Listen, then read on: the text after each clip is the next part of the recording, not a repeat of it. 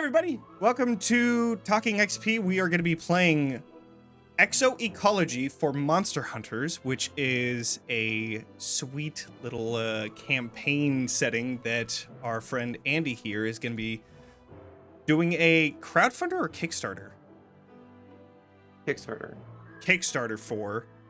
This is one of the introductory two-shot-ish adventures that will basically show you what you're in for when you play this campaign setting. First, we're going to go around the table and introduce ourselves as to who we are and where people can find us and possibly who we're playing as well. Why don't we start with Andie? Hi, I'm Andie. I am a writer, game designer, TTRPG publisher. I publish under the name Mozz. This, like Jonny said, is the book that I am writing and kickstarting. By the time that this comes out, this adventure will be available for free for you to run as is, or to do what you want with, as well as some of the subclasses that we are playing. So if you like what you see here, you'll get to use it. Let's move on over to... No, I think you're good. Let's introduce our characters. Cool. I will be playing Brackis, a Minotaur paladin, the Oath of Balance, which is a new subclass that I'm writing. Ooh. All right, let's move on over to Taylor. Hey, I'm Taylor, aka Smoky Taylor, Black Variety content creator, and I'll be playing Millie, your monk tiefling. Yeah, she pronouns. Amazing. Let's move over to... I'm rolling for this. Becca. Bex. Oh, hello. Hi. Yes, that's me. I'm Bex. I use they, he pronouns. I'm cool armadillo. I do whatever. I don't know. I hang out. And today for you, I will be playing Helroy Williams IV, who is our Muckomancy Tabaxi wizard, who just kind of dropped out of school and is now here. So good. I'm so excited for this. And then Mozz. Hello, I'm Mozz. She, they pronouns. I am a voice actor and also in the TTRPG space with the channel Starcrawl RPG.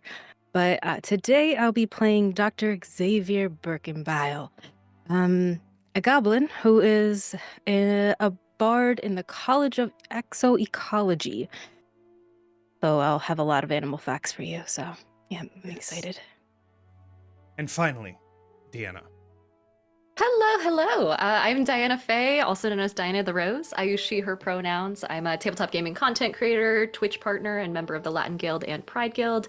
I'm a YouTuber, short form creator, long form creator. I do absolutely everything. I'm on panels nowadays. That's fun. And I am going to be playing Carlissa Morndale, who is the halfling barbarian who has taken on the path of the gelatinous brute.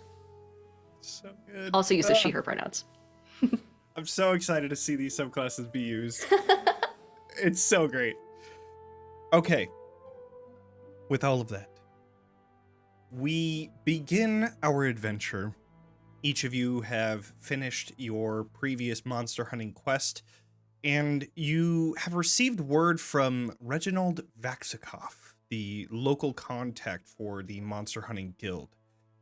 They need help for a new job, and apparently received some sort of strange package from a rookie monster hunter out in the field, and seems to have been worried about this package as its strange circumstances. So you arrive at the guild to look into this, and as you enter in, this is a rather large monsters guild, one of the main places that people go to.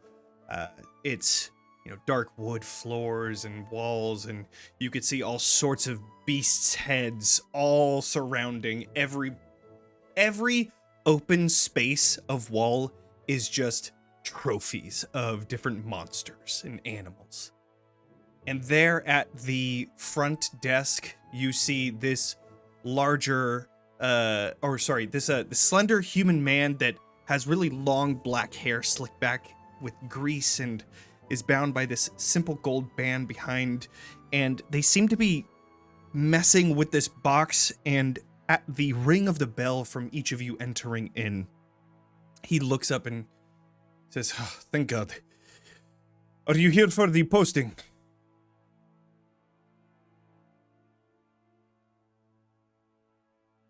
Probably. I'm gonna take that as a yes. Okay. I need this box open. I don't know what the fuck it is. I just need somebody to help me open it. Somebody, I don't know, you look strong, and then looks over to you, Carlissa. Please.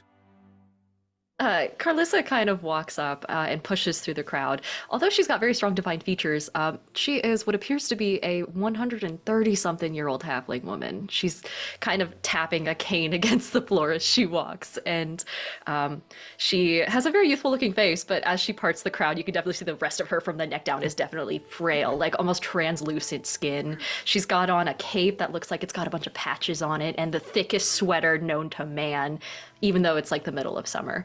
And she kind of walks up to the package and adjusts her bifocals and kind of picks it up and just like holds it up as if to read the address, and then holds it a little further and then a little further and squints at it until she can actually read. Is there anything on the outside? On the outside of this box, it's a simple wooden box with like a little lock on top of it, but do an investigation check. Oh man, first roll already. Oh boy. Oh man. All right, investigation is a +0 because of course it is, and that was a 4. I can barely read. Amazing. It is a simple wooden box, but one thing that strikes you as odd is that there's a keyhole here, but there's no key. He's not using a key, so it's weird that this was sent without that key. She kind of adjusts her glasses again, and she goes, well, I mean, I can break it open if you wish. I don't know if you don't know what's inside, what if it's fragile?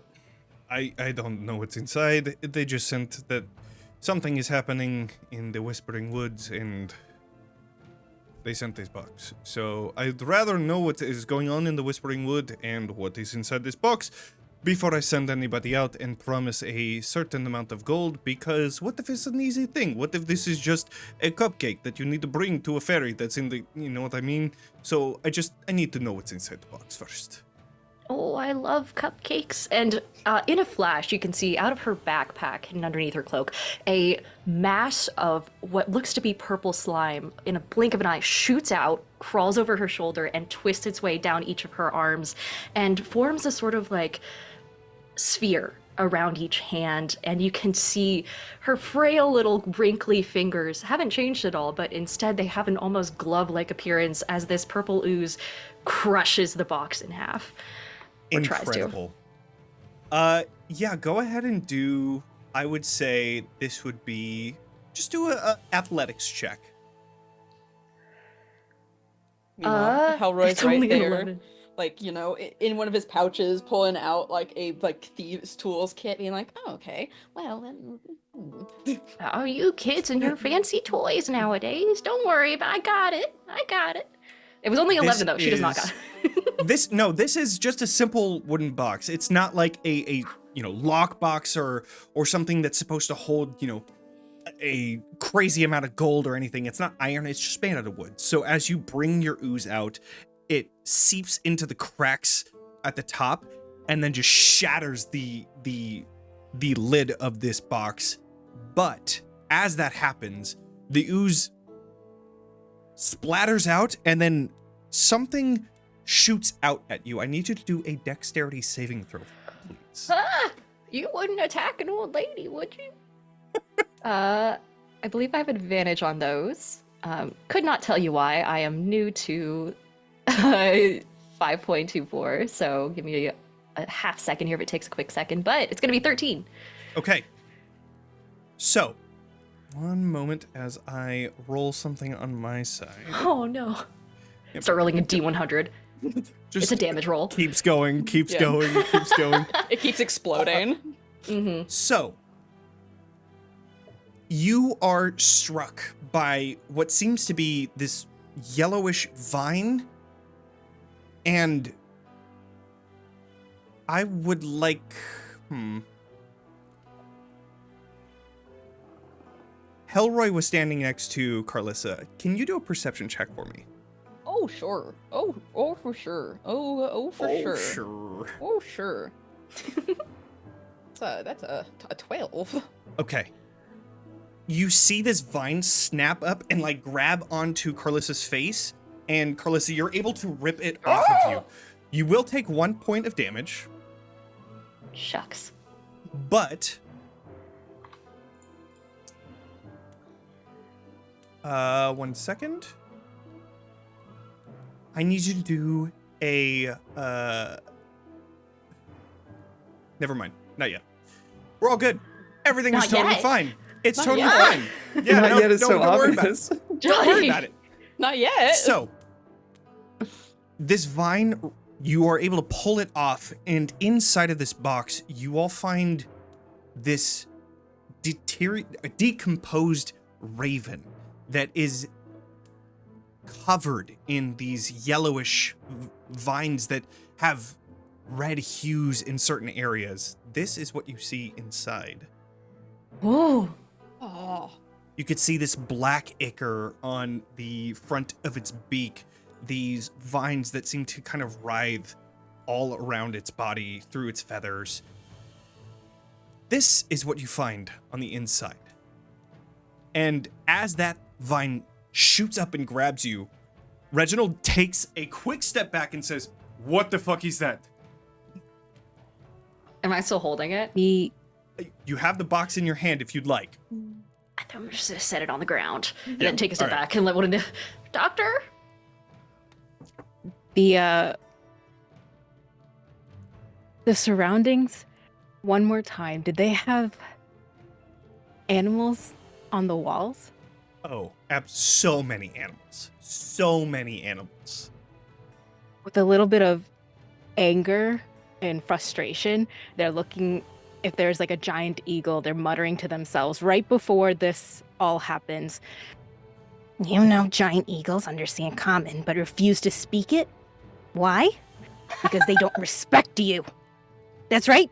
Flap as much as you want, you'll never be on their level. And then when they hear that happen, it's like, what? Oh, Doctor. Raven. Yes. And they'll start coming over, and you'll see a 4-foot tall goblin with a greenish and pale yellow mix, like a skin, and like a glasses at the tip of their nose, full tweed, completely came out of the lecture hall outfit, and their nose is always scrunched up, just peering and identifying as many things as they could. So they'll come up. What are you holding in your hand? Real nasty weed, I think. And then some compost. No, You take over, and I'm I gonna wouldn't go put my with hand in that. Is it a bird? I think it was a bird. I don't know. Brackis, Millie. It was just a package that I received from someone, and then he like pulls out a paper. Someone named Torek Vane. He's a rookie monster hunter that's close to the Whispering Woods. He's saying that he's in Harbin's Do you not have Rest. many friends here, Reginald? That send you I regular have- packages? I don't know who the fuck this is. I do have people that send me packages, yes, but this is the Sure. first time I've ever seen anything like that. And they'll take a look back to like Millie, Brackis, and everyone just being like, sure they do, sure. And they like turn back, like swivel. I look at the package, and I would like to do identify to figure out what this is. Okay. You cast Identify, and here, let me pull up Identify real quick. New rules, so I have to actually check the descriptions now, because they're just Are you some of gonna them are a ritual little cast different. it? Or are you gonna burn a spell slot? I'm gonna ritual cast it if it, it's instantaneous if I do a spell slot. So I will So it's do that. it's one. Oh, right. Because your thing. My thing. Okay.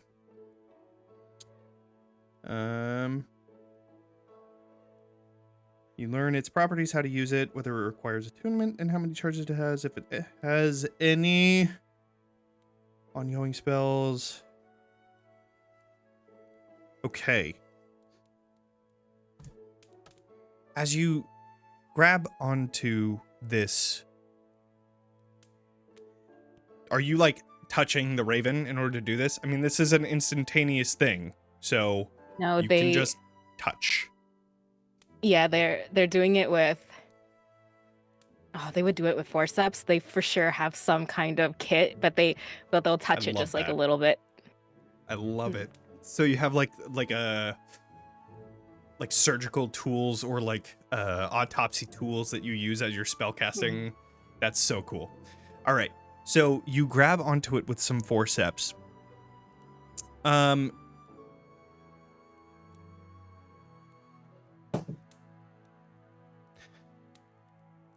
Please do a dexterity saving throw.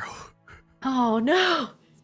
And so I think that Brackis at this point has walked up. He's done sort of surveying the trophies on the wall.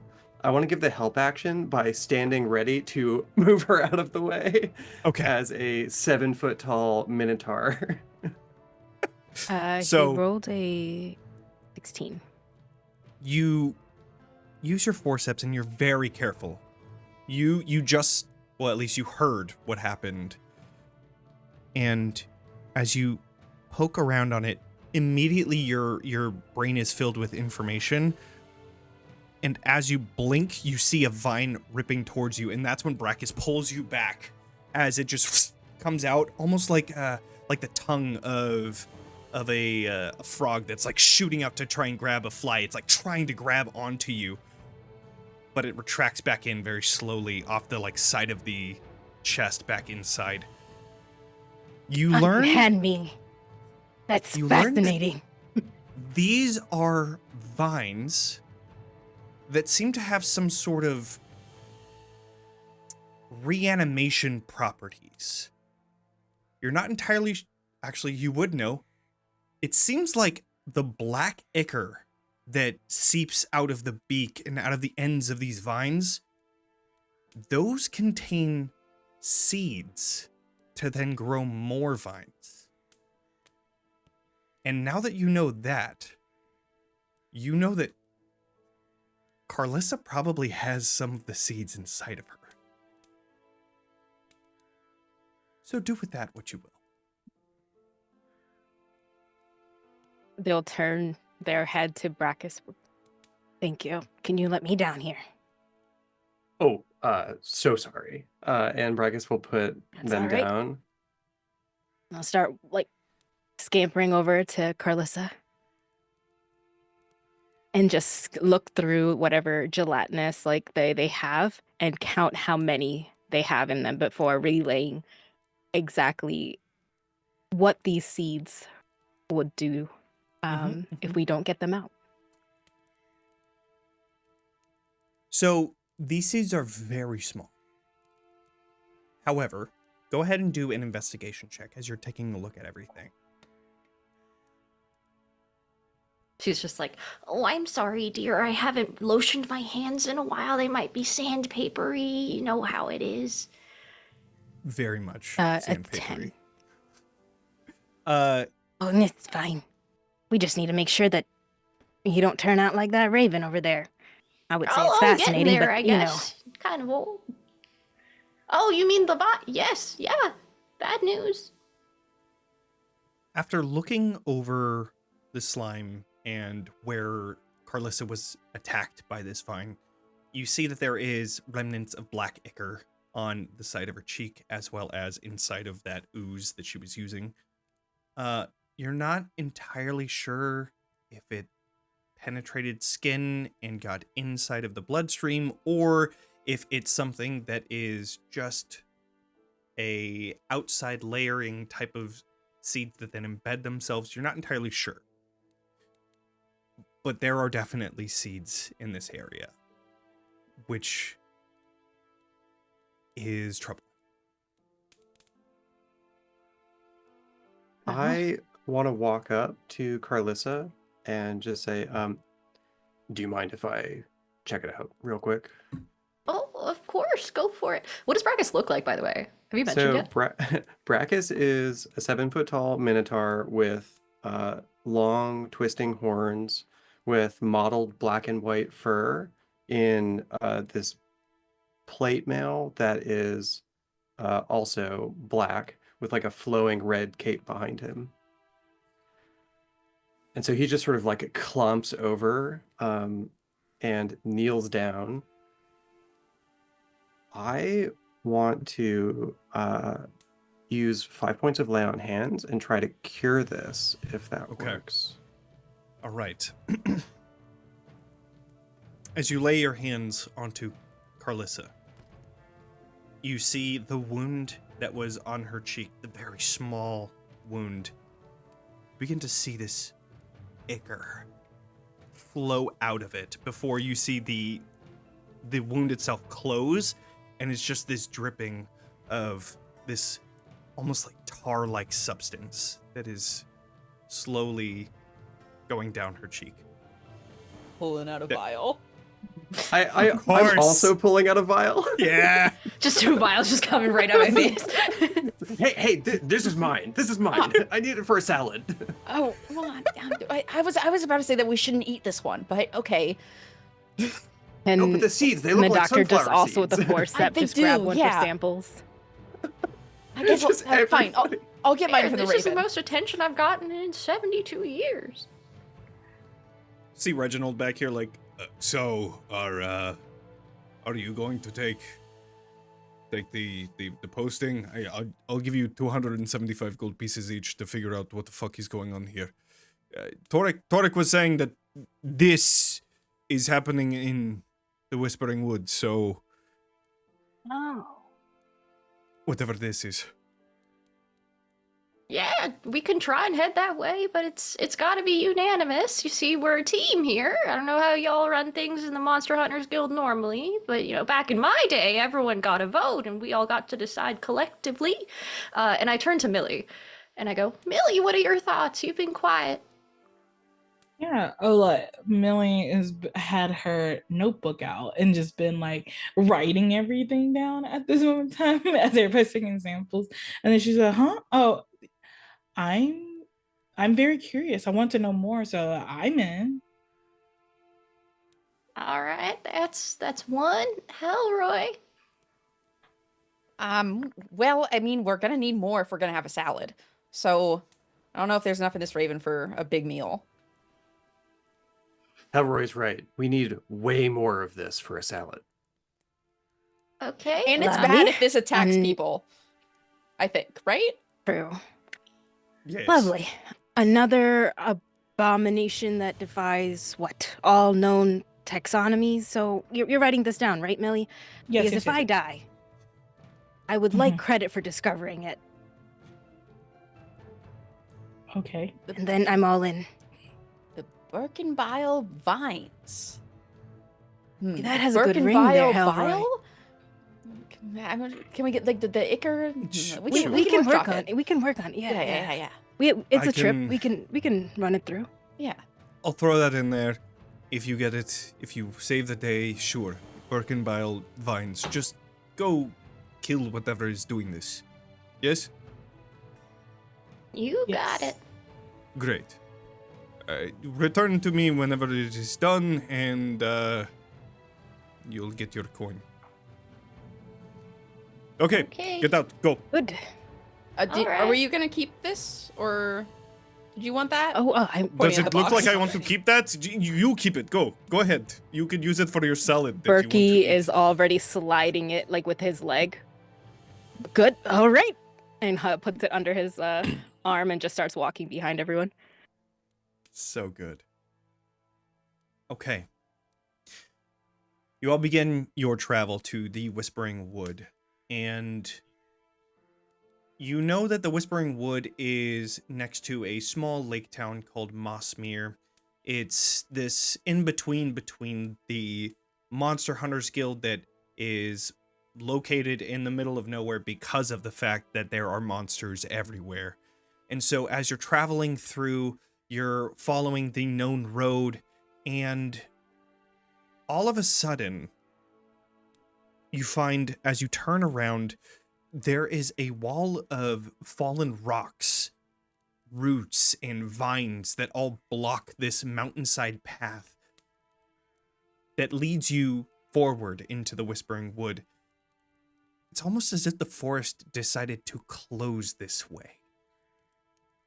On one side, you see there is a narrow footpath that's leading past a signpost that's marked Harbin's Rest, which is the location of your contact, Torque Vane. And on the other side is a steep embankment that shows signs of recent travel, where you find a rope that was left by the last person to rappel down the cliffside. It's still wrapped around one of the trunks of a nearby tree. You are here with a decision whether to follow this path of vines and rock or rappel down and hope to find a safer path. What would you like to do? Can I kind of go to the rope and from the base of it, just kind of give it an experimental tug and see? I mean, obviously it'd hold my weight. I weigh like nothing, but to see if it might have some strength to it. You use some of your ooze to like help you pull down in a decent way, and it seems taut. Seems strong enough to hold your weight. I raise a ooze-covered thumbs up to the party. Berkie will go up to Brackis, just silently, you know, he spent a lot of time in the lecture halls. I'm a very educated goblin, but heights are not my friend. Could you help me? I would absolutely love to help you. Do you want me to throw you down? Oh my god. If they're clutching like a rock or something nearby, just if you want to swiftly make this over with, then fine. I was thinking it's the fastest way down, and so you would be afraid for the shortest amount of time. That is efficient. That is efficient. That is good. But no, I was Oh, do you want like a piggyback? Yes, please. I would happily do that for you. I find your lectures to be inspiring. Well, for the next 10 minutes, let me tell you about oozes. I actually do have something for oozes, but hey, we'll leave it. All right. Well, you're going to be climbing down the rope, right? That is the decision. Okay. So then, yeah, what's the marching order? Is it going to be Brackis and Dr. Berkie first? I'm just gonna climb down because I have a climb speed. Right. Yes. Oh, yeah. As a tabaxi. So I was and I was gonna hang back a little bit just to show that it's safe to go down while I and the doctor prepare. Mm-hmm. Okay. His eyes are fully closed. Of course, naturally. Open your eyes. It'll be okay. No. Okay, tell me about Tell me when oozes. we're there. Okay. Helroy, you begin climbing down, and I mean the rope is there, but you decide, nah, I want to climb down anyways. And you know what? I love that. Yeah. So you begin to climb down. It's not very far down there, but in this like it's starting to get into the later part of the day, and so the canopies of the trees is kind of blocking a lot of that sunlight. So as you begin to climb down, you find that this is only about maybe 50 feet below, which is still considerable, but it's not as tall as you might have thought before. You climb down until you get to the base of the floor. No issues. Who else is going? I guess who is next? Millie would go next. Okay. Helroy, can you please roll a wisdom saving throw for me? Oh. Oh, Just real Yeah. quick. Just like totally Oh, fine. yeah. How's a 5? Everything is good. How's a Okay, 5 great. sound? What do you feel Great. about that? Mhm. Okay, cool. I Oh. think everything's all good. Okay, cool. Cool. Yeah, Millie. just this long hair cat at the base of a pit. Totally fine. Millie, yes. you begin climbing down this rope and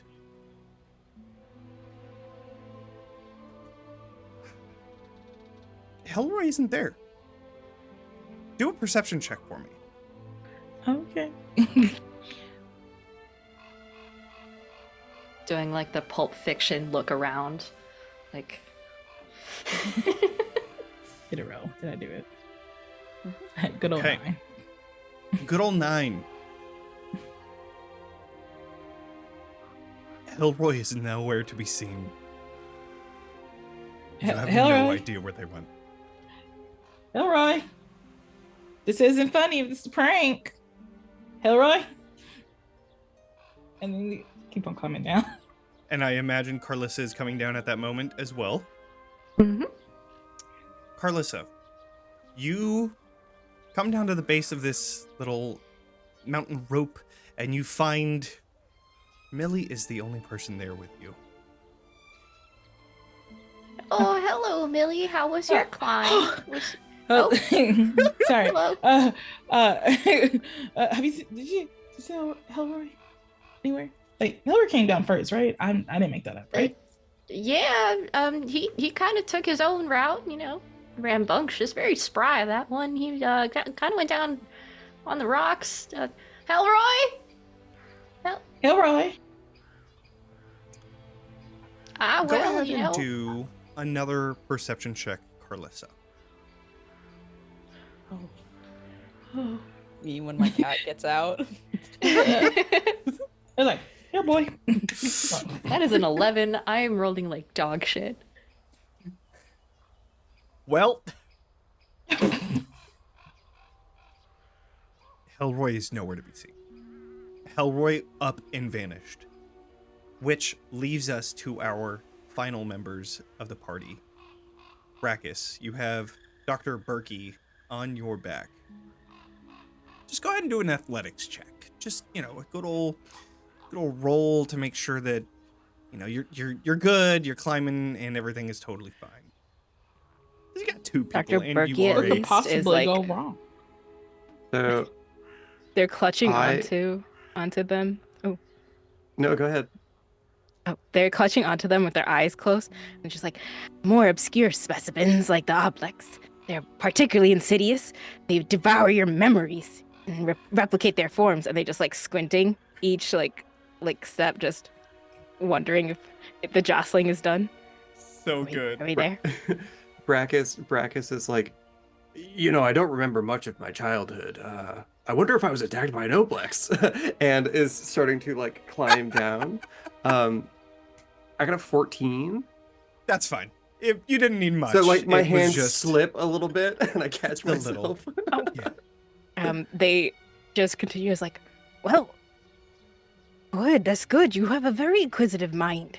If a friend starts acting strangely after an ooze attack, asking odd questions, if you can't remember your personal details, if you subtly smell, did you smell sulfur or mucus?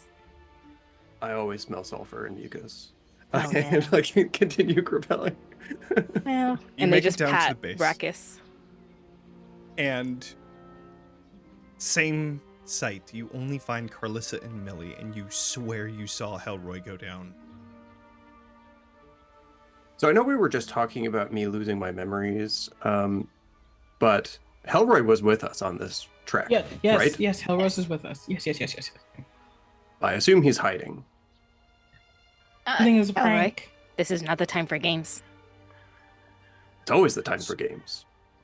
No. So, No, you're now right, that you I'm are wrong. all here, you can do either one final perception check or a survival check in order to find possibly tracks.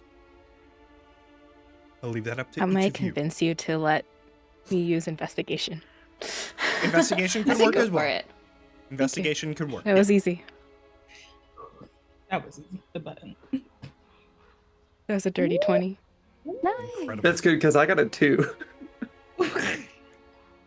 So, you take a look at the area. You look at the wall and you find there are claw marks there. You look down, you find the paw print on the ground from Helroy. And then you start to see, like, the similar vines that are almost pulsating on the ground. And they seem to be leading to a place further into the forest.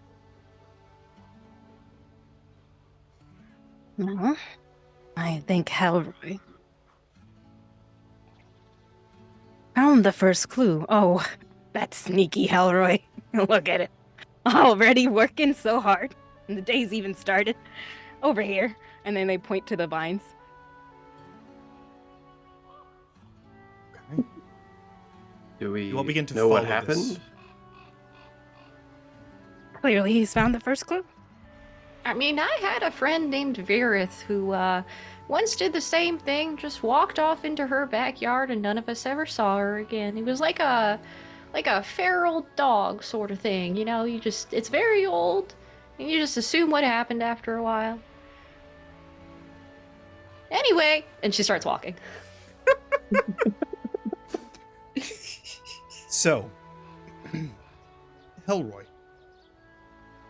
during this hi. time, you climbed down the wall and you began looking around the beautiful sounds of the forest. You look and you see this piercing green eye staring at you from the side of a tree. It's at first terrifying. You feel like the shiver and the white hot of something that just gets down to your bone of terror. But then it changes. It was a piercing green, but now it's more of a soft and welcoming gaze. And as you look, you see this woman stepping from around a tree. She puts her hand out and says, "Come. I have someone that you need to meet." Like, okay. Hopefully it's a mass of vines or like a plant or something. No. Oh, A friend. I like friends. You follow this creature deeper into the forest. As you look around, you see these vines, but everything is darkened to this bright light in front of you.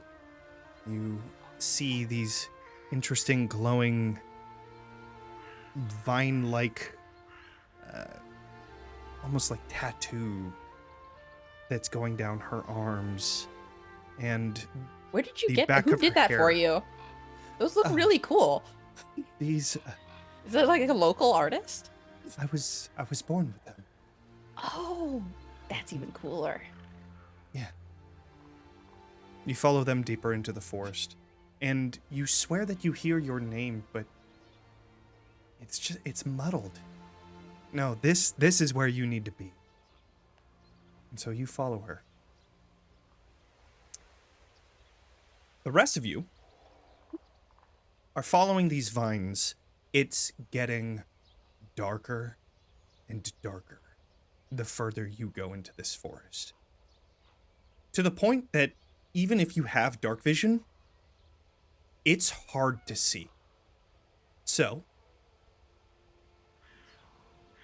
I would like now this will be a survival check for whomever wants to helmet, but you are trying to follow any sort of tracks to find where Helroy may have gone.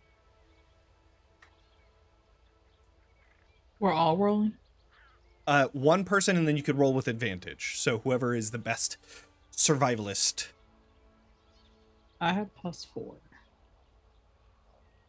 I'll don't. assist. You can see Carlissa is like, her method of looking for tracks is being 3 inches away from the ground, just kind of staring down at the dirt through her bifocals. But she'll try and help you. Thanks. I feel like we've probably been on a lot of missions at this point where you get sort of the lowdown to the ground, and I pick somebody up and give them a view of like higher than my head. Got all the bases this covered, point, all 2 of them. Yep. Berkie's survival good. points are in everyone else. Okay. So with a 20, Yeah. you're able to find these vines stretch out in multiple directions, almost like a spider web. But even a spider web has a center. So you follow, going past trees, up them, then back down, and into the ground, then back out, until you see this small clearing ahead. This grove. There's vines writhing and pulsing, creating a almost sheet over this large tree. As you continue going through this forest, you begin to hear whispers of just... You hear these faint breaths, but every time you look, there's nothing there. In this clearing, you find that massive tree that strains against this thick mat of choking vines, like almost a finger pushing against a thin film. It blocks any sort of sunlight that could come into here. More vines cover this clearing floor and creep outward as if in search of victims. You can see them off the ground, almost searching for someone, like a snake putting out their tongue, sniffing for its next victim. And in that glade, you see this woman made of leaves and vines, these piercing green eyes, and just next to her, you see Helroy, standing in front of this tree that is covered in vines.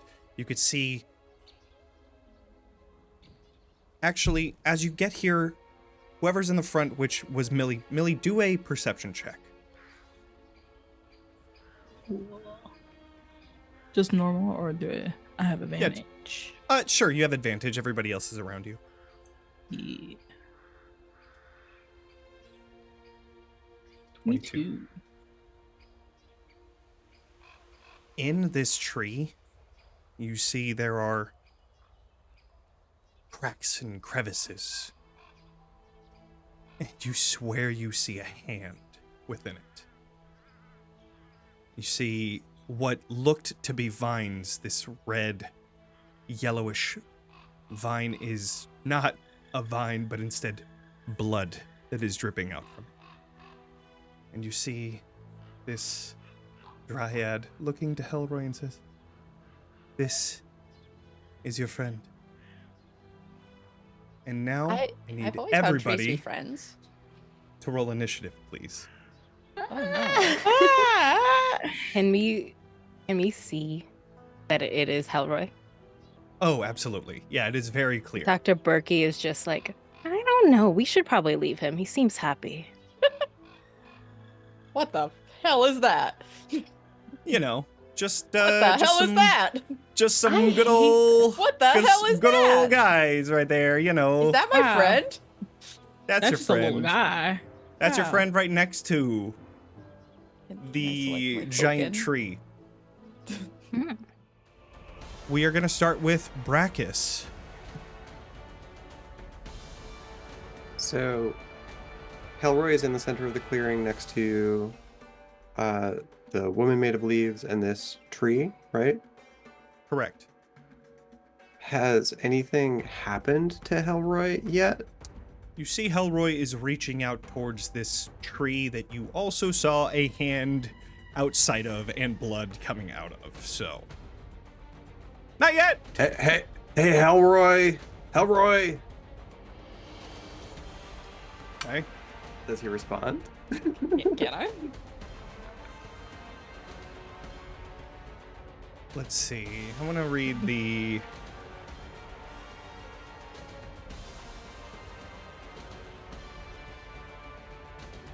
Oh, look at that. I didn't even click it. Helroy, you hear this. You look over. You see your friends. Oh, hey! But you I'm still reaching out really to the want tree. to do what this person tells you to do. You really want to just touch this tree. It's your friend. You guys also come to meet my friend? Still reaching out towards the tree. Yeah, reach out and touch Okay. tree. Yeah. Reach out and touch tree. Yes, we are here to meet your friend. And I'm going to start walking forward through these Okay. vines, I guess. All right. 5, 10, 15. Is it So difficult these terrain, vines probably? is going to be difficult terrain, yeah, to get through those. Okay. Um, So that's as far as I can get. Right. As you exit out of these vines, one of them reaches out to touch you. And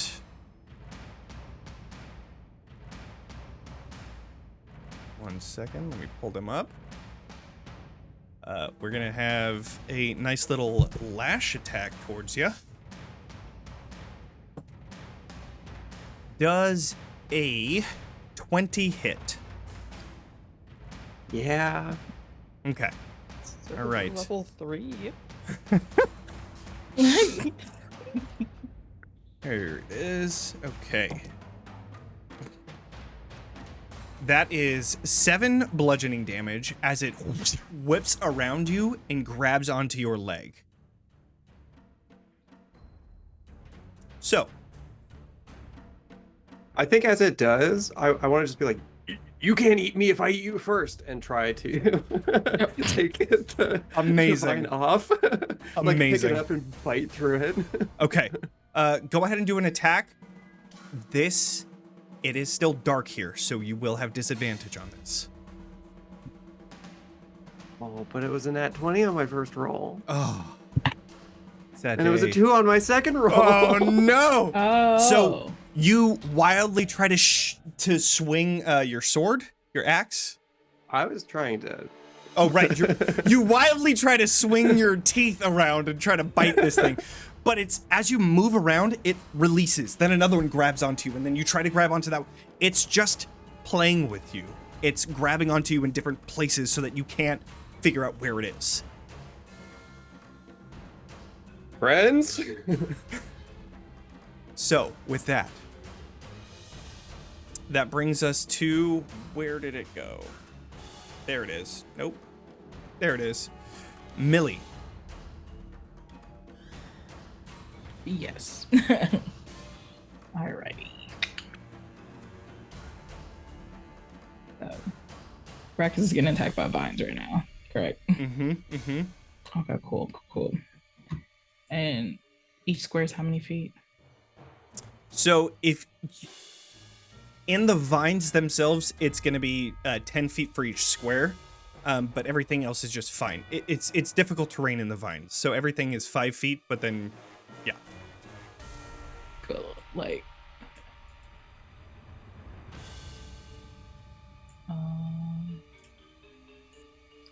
I was like, can I move my character? And I was like, hey, would this be counted as a vine area, or is that clear? No, that would just be 5 feet, and then you can move over to that diagonal again, and that would just be another 5 feet.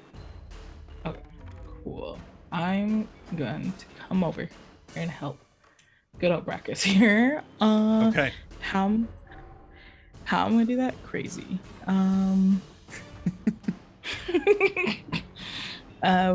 have a great time. I think I'm just gonna try to use my good old spear to Great. attack. Yeah, that's what I'm gonna do. If I can. I have never used a roll 20 sheet, so sorry, gang. All good. If it's easier to just not use Roll20 and just roll, that's totally fine too. Okay, cool. I might just roll 2. That's fine. Yeah.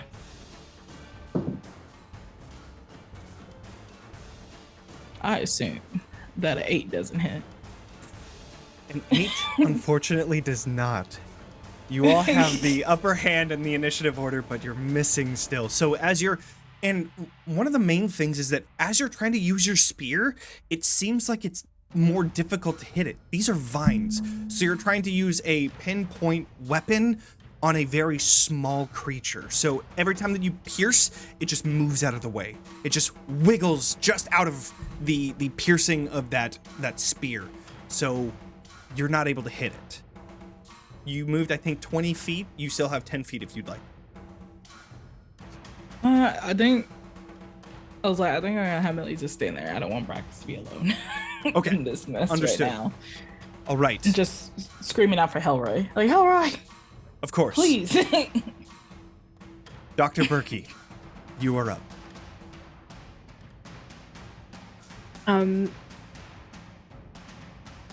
Let's see.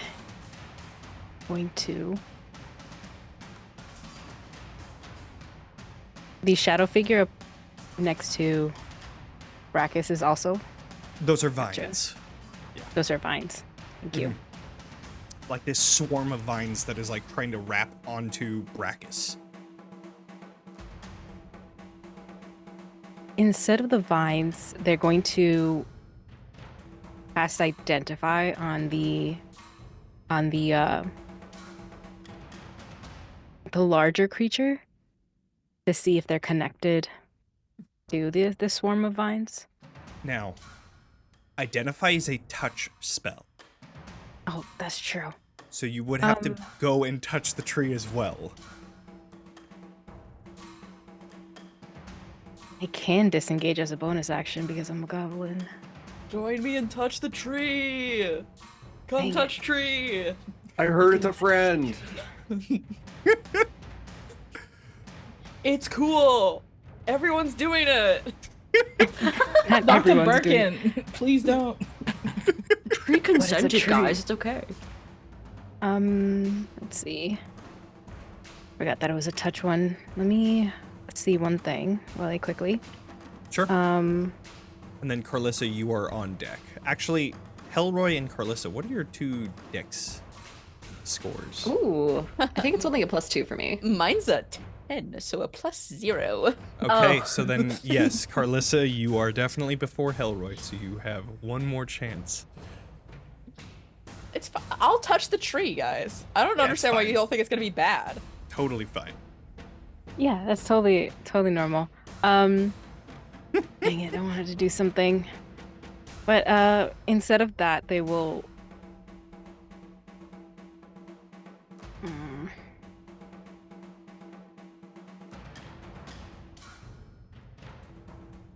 Damn. How bad is it if I touch that tree? There's only one way to find out. It's true, that's true. Yep, they're gonna go touch that tree. Amazing. I love it. Okay. So first, what is your movement speed? So fast, 30 feet. So fast. Okay. So that's 5 or no, it's 20. That's 40 feet. You wouldn't be able to get to the tree just yet unless you dash. Let's see. Nah, Yeah, let's so you get were to right there. let's get to the swarm of vines then that are grabbing them. 30. Yeah, so you would I be need my action. right next to Brackis right there. Right, they'll do identify on the vines that they can touch. Okay. But with that, I can choose a something. I will find it real quickly, and then it'll be like really cool because I have it in my brain. I can see a creature 30 feet away, and I can force them to make a wisdom saving throw. So I'm forcing the larger tree to make a wisdom saving throw. Against what? That large tree, the large creature. wisdom saving throw for what though? Oh, that is my feature as a bard of like exoecology. Okay, so then So I will do the wisdom save. That is 14. damn it, that's my save DC. God dang it, that would have been man. so cool. Oh, That would have been man. so cool, Johnny. How dare? No I'm kidding. sorry. Anyway, it's fine. Let's see. For their bonus, they're going to give a quick little lecture on what they think the vine is, Okay. as a form of bardic. Yeah, I would like to learn a weakness or resistance from Identify. Thank you. Okay. The two-parter there. Lots of information.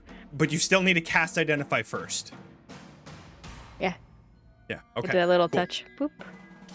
So, on- okay, was that on the vines. was the wisdom save your reaction or an action? No, so I can cast Identify. For any divination spell that I can do, I can choose a creature up to 30 feet away to make a wisdom saving throw. So I'm touching the vines, but I'm making the large Nice. tree give me a wisdom Okay. saving throw. Okay. So- Okay. Understood. Okay, so you're touching the vines and still doing a And Identify. identify, right? Okay. So, one of the things that you find as you touch onto this vine, your identify fills your head with information, and then you pull your hand away as you feel like it's on fire. With their like bonus action, they're going to turn to Brackis. But they're looking at Helroy and kind of giving like a little like side eye judgment like lecture. Dryads, my dear fool, are not simply tree ladies. They're the living embodiment of pettiness. If you ever felt the creeping sensation that the whole forest is watching you, well, that's because it is. It is judging you. And bardic inspiration to Brackis. Okay. You mean to Helroy or to Brackis? Brackis is the one who's in the vines right now, right? Almost Right. getting. Okay. Cool. I just wanted to double check. Cool. But is Helroy next? Hell is next to Helroy's the about to tree. I touch just that wanted to tree. double check. I just wanted to double check which one. It's cool if it's Brackis. I just wanted to make sure. That's all. I'm just touching Cool. tree, okay? Yeah, Don't it's worry like it's about it. whatever. It's fine. Just All right. a quick touch. It's fine. Got it, Bax. Carlissa, it is your turn. You can see Carlissa behind you. She kind of like fumbles into her bag a little bit and pulls out a torch. Is lighting a torch an action in 2025, or is it still an object interaction? Okay, cool. I mean- she like Whatever you do, you have things that can light a torch? That's the biggest question. tinderbox. Sure. Awesome. Yeah, that's great. Okay. So, with her interaction, free action. she'll strike a match and light the torch and illuminate the area. And she goes, "You know, Virith was also the living embodiment of pettiness before she walked off into the forest. But I got her teapot afterwards, so it was, who wins now, Virith?" And then she starts to walk towards, still leaning on her cane. I can't move my character.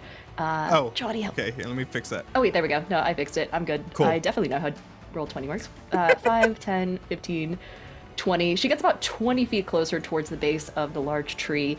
And as she walks, she seems to lift in the air a little bit. And the purple slime from her bag shoots out again. It crawls across her torso, worms its way down to her feet. And you can see it looks almost like a little, just like a blob of a pet.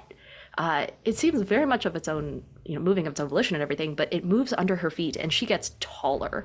And with every step, she seems to rise a little bit as this column of ooze forms itself underneath her.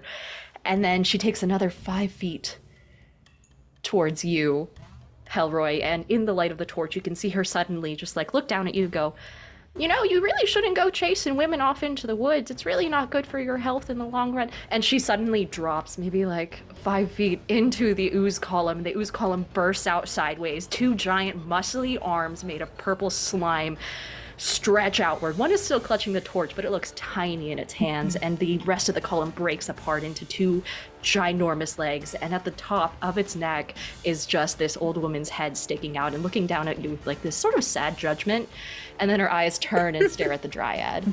She finishes her movement 30 feet towards the Dryad, and with her other hand just slams down on its head. Amazing. She's going to make an unarmed attack, and it is going to be terrible. She rolled a 2. She's very focused on her transformation. She's like lecturing you right now, and she's like, you can't just run off into the forest. There's dangerous things here, and just like, if someone asks you to touch their wood, you should make sure that you're okay with it fully before you do so. And she's just going on, but that's the end of her turn. Words to live by.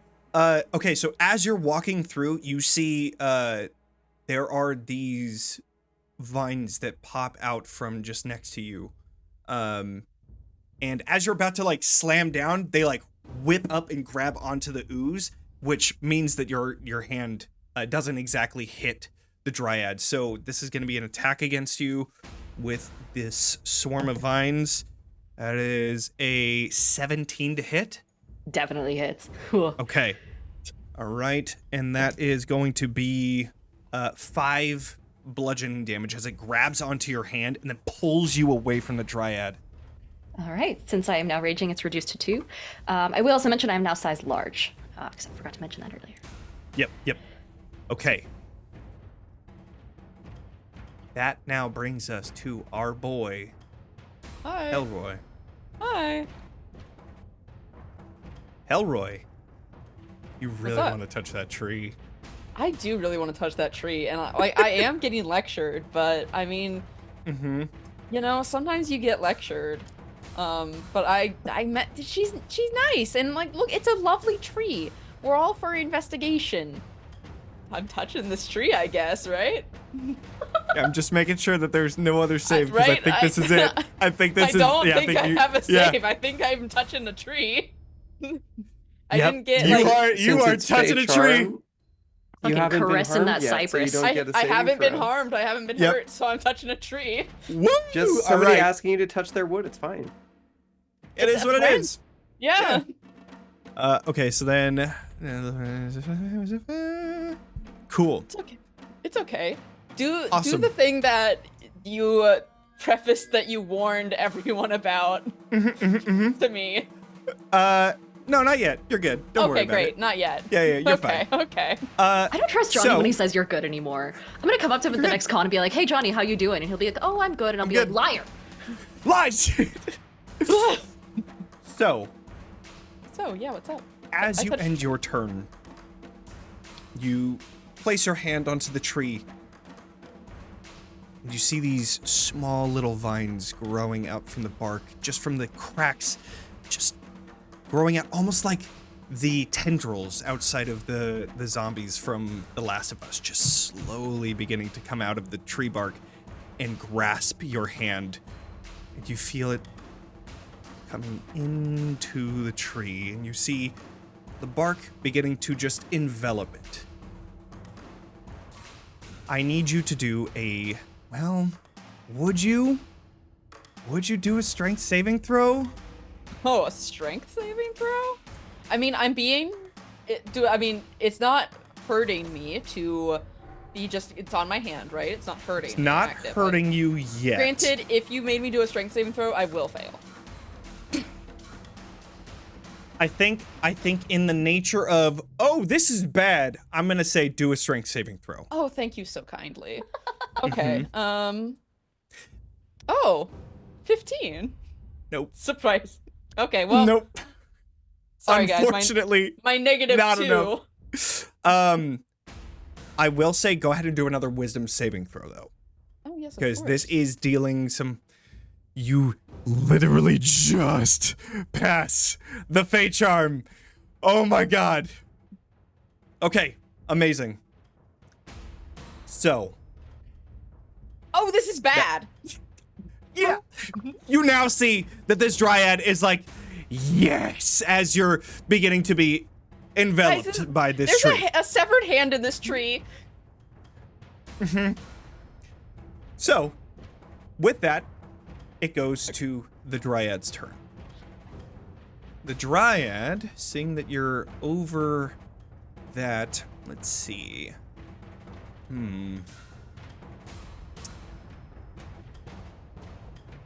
Yeah, we're going to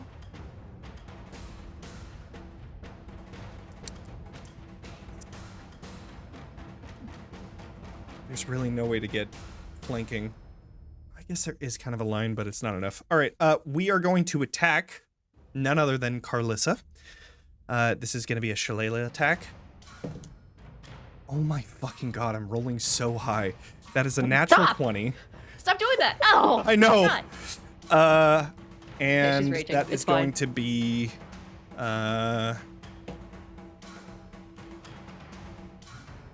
almost thought that was a 9. It's a D8. It's a 6. So then that's 13 points of bludgeoning damage. Okay. As this you see this staff that is now completely covered in this like spiky vine that you see everywhere else. As she grabs it from the tree and then whack, just smacks it across your head. And when she does, I'm going to channel divinity as a reaction, and you gain 2d8 temporary hit points as a buffer against that damage. Amazing. Oh, cool. What a good. Oh, is it because I rolled a 20? No, it's because Oh, it's just one of the I'm an things? Oath of Balance paladin, and that's one of my channel divinity uses. It's because we hate this Dryad bitch, Johnny. Hell yeah. Of course, duh. I got exactly And 13 then- total. Amazing. Wow, holy shit. Pretty good on a 2d8. And Oh, then plus my paladin level. Wait, so I'm level 3, so it's Even 16. more. So 3 remaining temporary hit points. cool. And does Except that for last? I'm resistant, so it would be I only lose 6. So I'm down even to more. 10. Yeah, I'm great. Even more. Does that last just one round, or is it just a continuous temp hit point? I'm just curious. Doesn't really matter in this case, but That just lasts great. That's awesome. until like short rest. Wait, what does it look like? So I think what happens is this shillelagh is coming forward, and like a barrier of energy comes down that shifts you into a slightly different multiverse where it misses you, and you are wreathed in this like residual energy that's sort of coating your ooze now. So I guess you're probably just glowing a little bit. Nice. Amazing. All right. She then uses 10 feet of her movement to disappear into the tree behind her. Now, this is an interesting sort of, I think, does your range increase to 10? Carlissa? I mean, it's if I'm large, it doesn't increase it implicitly, but I have an extra 5 feet around me, right? So kind Right, of. I guess. So, yeah, okay. So then I will say, I'll give you a opportunity attack, but this will be disadvantaged since she's going into the tree behind her. You can see like her body and form is just being transported somewhere else. Yeah, I'm gonna instinctively reach out, and the ooze is gonna turn itself into almost a tentacle type form, and she'll try and make another attack, which is an 18 to hit With disadvantage? with disadvantage. It is a 11 to hit. 11 just hits. Oh, okay, so I have this thing as a gelatinous brute where when I deal damage to a creature with my unarmed strike, I can attempt to grapple that creature as part of the same action. So if I roll damage first, I get to use a d12 as opposed to my normal attack, which is only a 3. Andie, I'm assuming it replaces like the entire damage, so I don't add my strength to that, right? So you roll a d12 plus strength, plus your rage bonus. So you have So- plus 4. So I Or get at least- 7 total bludgeoning. Hell yeah. 7? Wow. 7 total. And then it has to make a saving throw, the DC being 8 plus 4, so that'd be 12. Okay. That is a 2 on the die. Yeah, It is definitely does not. Okay, so as it's about to flow into this tree, you grab onto its hand and then just yank it back out, and it's just like you can feel a bit of a crack in the like wooden skin that she has, and she just looks and is just terrified. The bark doesn't dismiss you, I dismiss you. So good. Okay. It is now the tree's turn. I have a question. I have an answer. So I did touch tree. I did reach out and touch tree. Am I You did. still touching tree? You are currently I'm being held by the tree. restrained. Grappled. Yeah, you are grappled Okay, by the that tree. Yeah. That was it. I just wanted to make sure that that's what Cool. the situation was. Okay, I hate it. Thank you. I see. So this tree, you begin to see the branches above begin to move, and one of these like larger branches comes barreling down just above the Dryad's head and slamming into you, Carlissa. It does not like the fact that you are attacking the Dryad, and so it is going to try and hit you. This is going to be okay. Right, you That's- twiggy bitch. That is another 2 on the die, so that will be. Oh, I guess it technically has. I think it technically has flanking, so this would actually be with advantage. 9, so 15 to hit. That exactly hits. Okay. And then you are going to be hit with Stop. Why are you still Oh my rolling? God. Say that. 17 plus 4. That's 21 bludgeoning damage as it just Okay. right into your head as you're trying to hold onto this Dryad and you just get slammed by this thing. I rolled a 6, and a 5. Unbelievable. Wild. Okay. How I dare was on you my do temp this to us? HP, so the shimmer disappears thanks to the rage, but still a little offended. Just kind of glare at Cool. the tree. Okay. That is its turn. Brackis, you are up. So now there's light in the area, right? So I'll be able to attack without disadvantage. Correct. Okay. I'm going to, since trying to bite it didn't work, I'm going to, I guess, take out my weapon, which is a really big great axe. Let's see. Need to add the vines. So I'm grappled, right? Or no? Yes. Okay, so I can't move around and try to get flanking. Correct. That's Yeah, these too bad. vines have you. Does a 12 hit? A 12, I believe, does. Yes. Oh. Well, then I'm going to do a little bit of a divine smite. Nice. Let's see. 2 plus 8. So 10 on the smite. So 10 radiant damage. Okay. And then my great axe. Oh my god. D12. So 5 plus my strength, which is plus 5. So 10 slashing damage and 10 radiant damage. Okay. All right. The battle axe that you're swinging around, it's dealing a crazy amount of damage. And as you cut through like 10 of those vines, it explodes with that radiant fire. And you look and you see that other ones are like starting to retreat away from you. You're still latched on by one of them that's just below you, but you have taken out a significant amount of them. And you can see also, Carlissa, the vines that are around you start shaking, trembling, as you hear this explosion of radiant energy behind you. You see that Brackis has dealt a significant blow to these vines, and it seems to be affecting the ones near you as well. Cool. Brackis, you should come clip my lawn sometime. I Is don't that eat the end of your grass, turn? but I do eat these vines. Amazing. That's your turn, Brackis? Yeah, because I think Divine Smite is a bonus action now.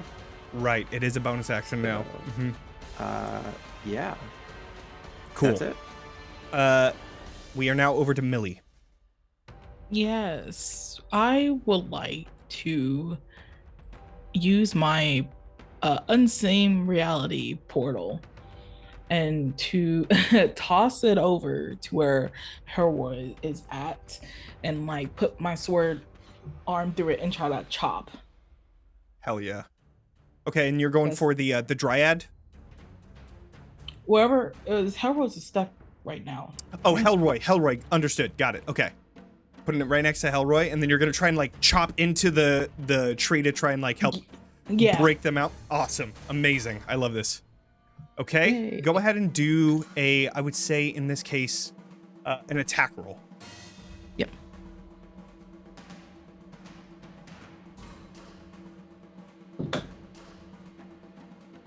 Does a dirty 20 hit? Yeah, I think it hits. Yeah. You think so?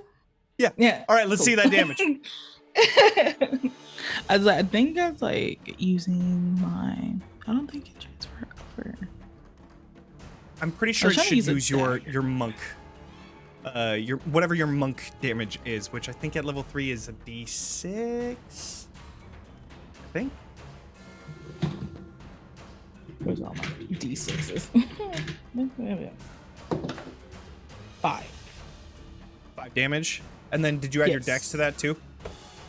My dex, no, then 8. Okay. 8 damage to the tree. Amazing. You crack into the side of the tree, and you can see that it's starting to lose the grip on Helroy's hand. Like it, you can see that it moves like part of its bark over towards that portal to like create almost like a lump to soften the blow, but it's still holding on to Helroy. Okay. Oh boy, Helroy. I'm gonna help you, buddy, and then like touch your shoulder and be like guidance on you, and then right? Oh. Yeah, I can do that. Yeah. Okay. Guidance. Alrighty. Help you out next time. We're done. All right. Then that brings us on over. Do you want to move? Oh yeah, I should move closer. Yeah, I'm gonna just Okay. just move a little inch. Right, you're here in the middle. Okay. Either way. Moving over to away from the vines will provoke an opportunity attack. Is that okay? Yes. Yeah. Okay. I will roll for that. That is only a 3, so I doubt that hits. Okay. So that's that. Brings us on over to the vines. There is going to be a sprout of vines just next to Dr. Berkie. Here, one sec. That's where we're gonna pop up right there, so that we get some sweet flanking. All right. So there is going to be a series of attacks with these vines. One of them is going to Brackis. That's a 2 on the die. And then one is going to Dr. Berkie with advantage. A 9 and a 2. So 9 plus... That's how we do it. 9 plus 3, so 12? Does a 12 hit Dr. Berkie? Oh, no. Okay, didn't think so. All right, and then the last one, these vines are just gonna move a little bit down there and then get some flanking. That's a 4 and a 3, so I doubt that either of them hit Carlissa. So, a bunch of whiffs. Now we bring it on over to Dr. Berkie. It is your turn. Right. The last time they did identify, they felt like it was burning. What? Correct. So That is it. Was it like a in that Anything sense, specific? you feel that fire itself is most likely a weakness for these things. Yep. Yeah. Awesome. All right. They will.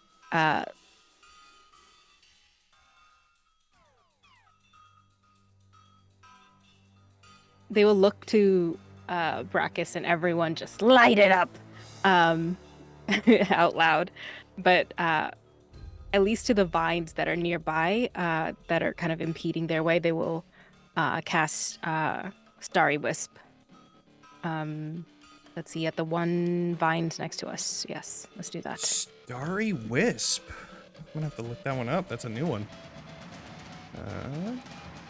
The mote of light and radiant damage, if I Okay. get it.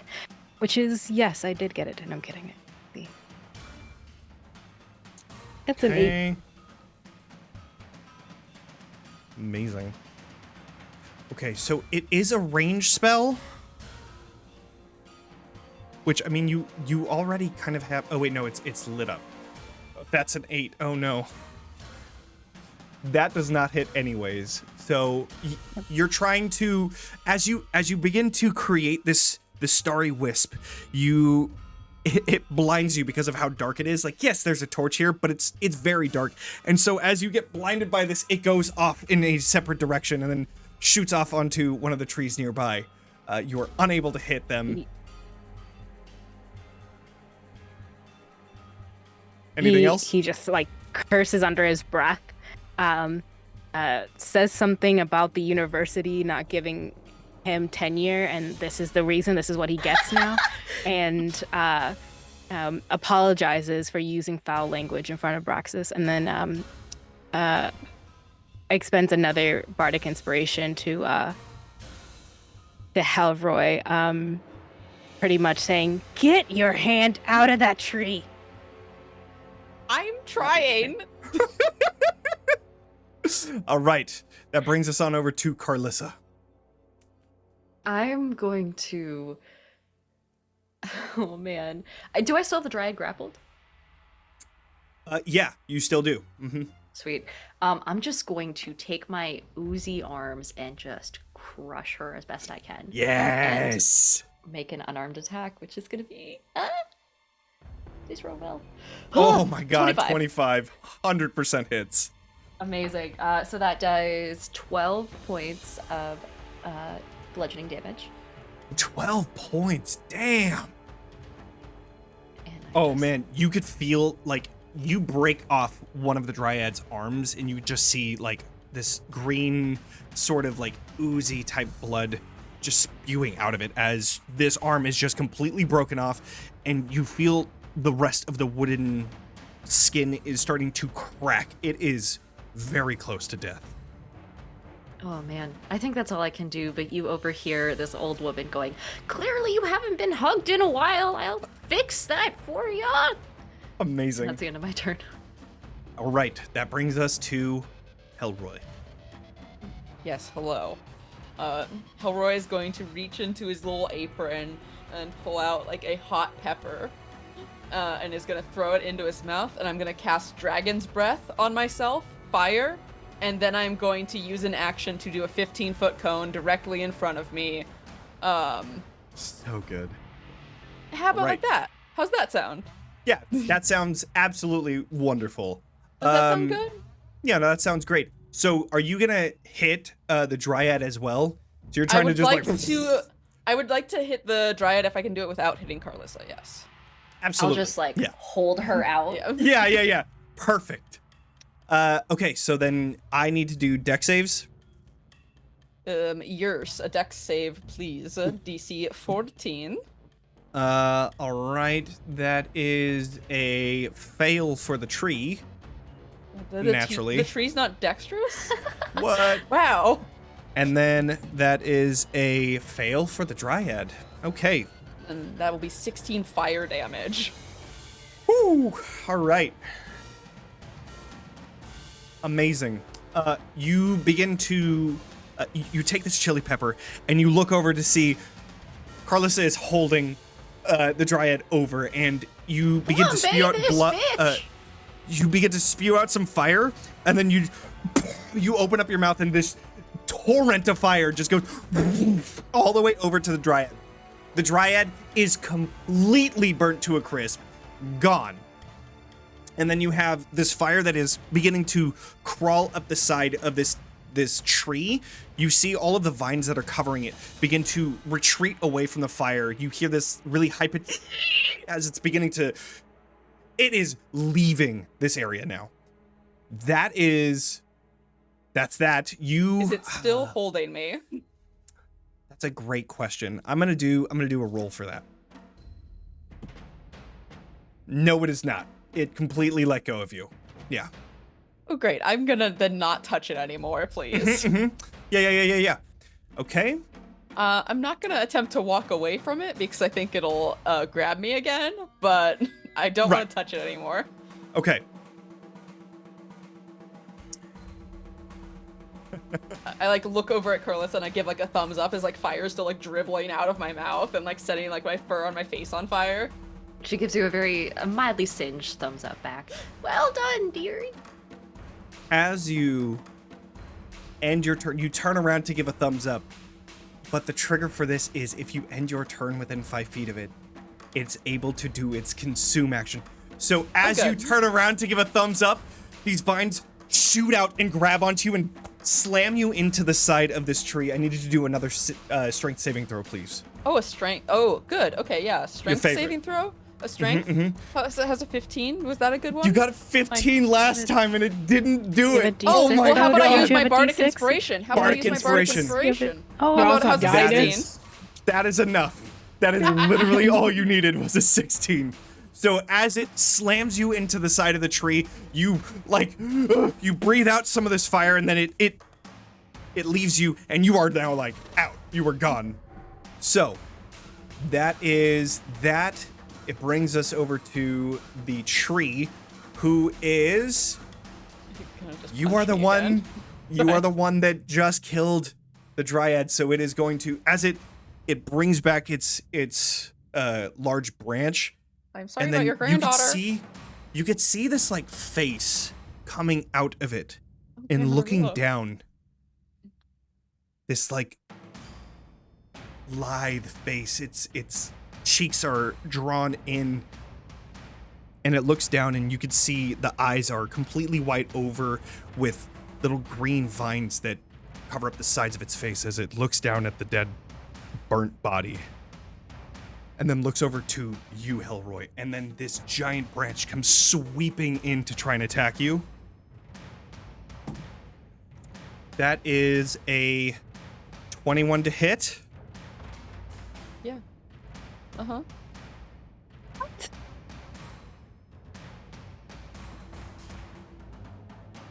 16 points of bludgeoning damage. As it right into your side, you feel one of your ribs break. Oh no. That is its turn. That brings us over to Brackis. You are still grappled by these vines that continue to grow out and hold onto your legs.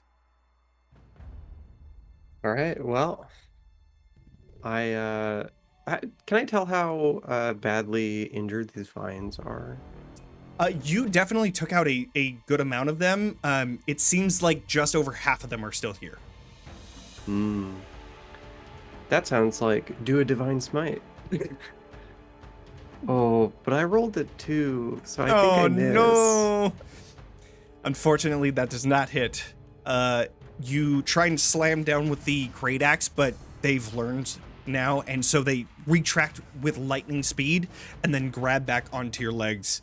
Unfortunately, you were not able to hit. Is there anything else you'd like to do?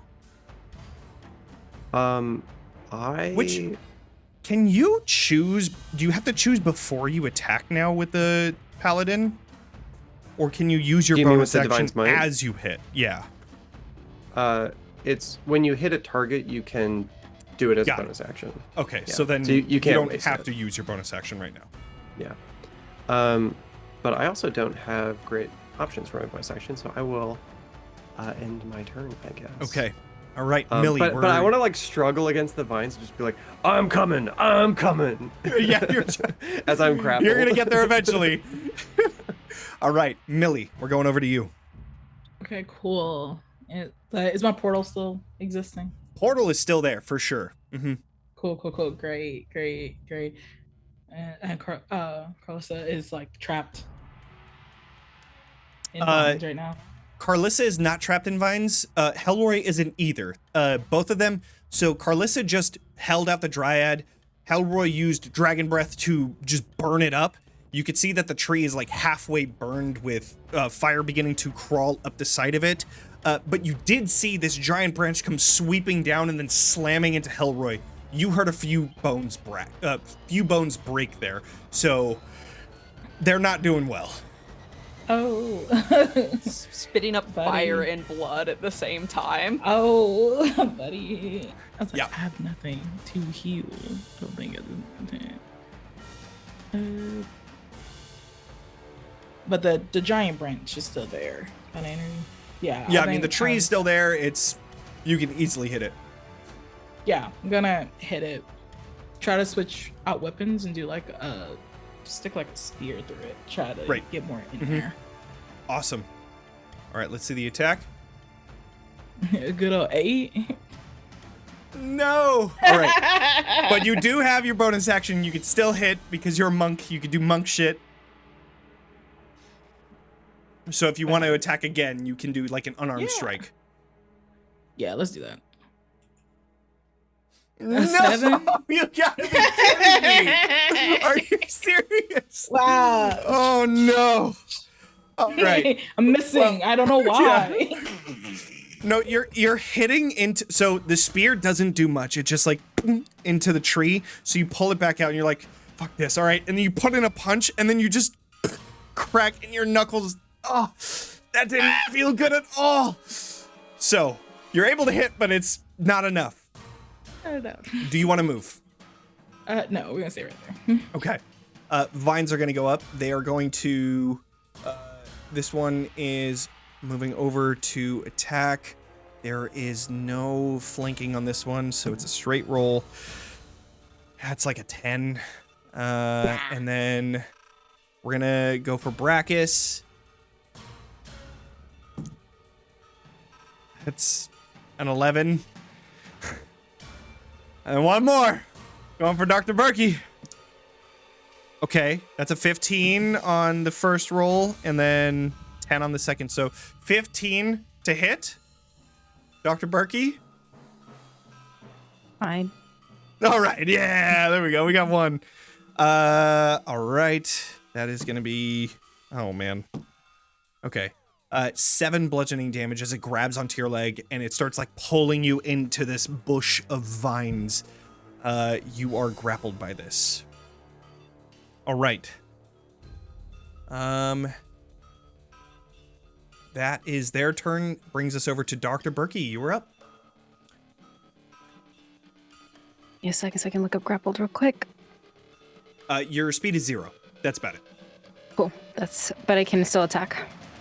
Yep, you're all good. Alrighty. I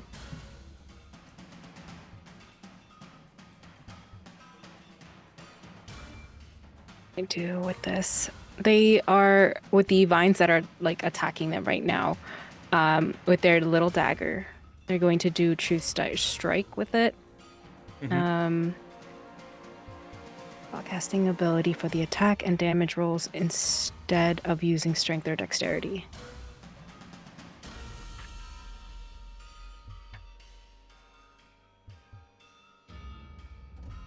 Okay, you didn't roll anything for me. D&D Beyond, can you just? Girl's tired. Okay, so it's just +6. Got it. Oh. Okay. I can't do the.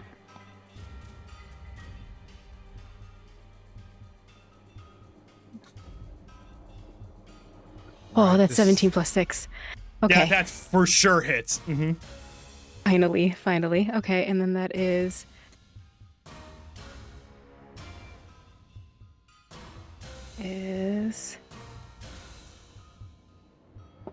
What does it mean? Damage rolls instead of using, well, my spellcasting ability. So it's whatever the weapon you used, that's the damage that it does. Got it. Yeah. And then as you level up, you get an additional d6 on top of the damage roll. But this damage will be using your spellcasting modifier instead of your strength or dexterity. So your additional, like whatever your modifier is, that's the additional damage instead of like +1 or +2 or whatever your dex is. Well, I have a pretty good deck, so I'm okay. Cool. Right on. Yeah.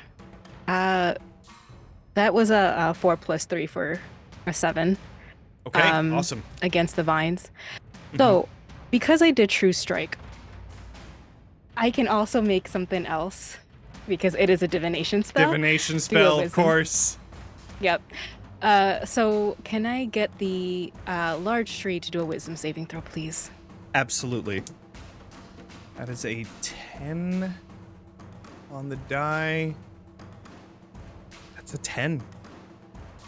All right. So, on a failed save, Dr. Berkie and their allies, fellow allies, you have advantage on saving throws against the creature and on ability checks you make against the creature for the next minute. Okay. The creature has to repeat the save at the end of each turn. So, yep, that's what they have. Cool. Cool. All right. So if anybody gets stuck inside of this tree again, then they have advantage on those saving throws. Who would do that? Amazing. Yeah, who knows? All right. Oh. Dr. Berkie. Go ahead. Yeah, so to get out of this grapple, would that be that's an action, right? Correct. Yeah. Gotcha.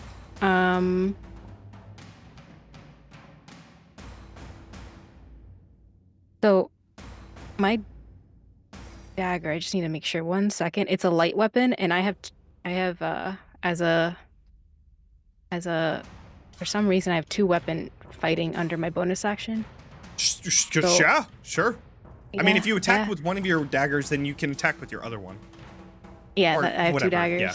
That's fine. Yeah. Nice. You don't add your ability modifier to the extra attacks. Okay, cool. So I just attack roll. Mm-hmm.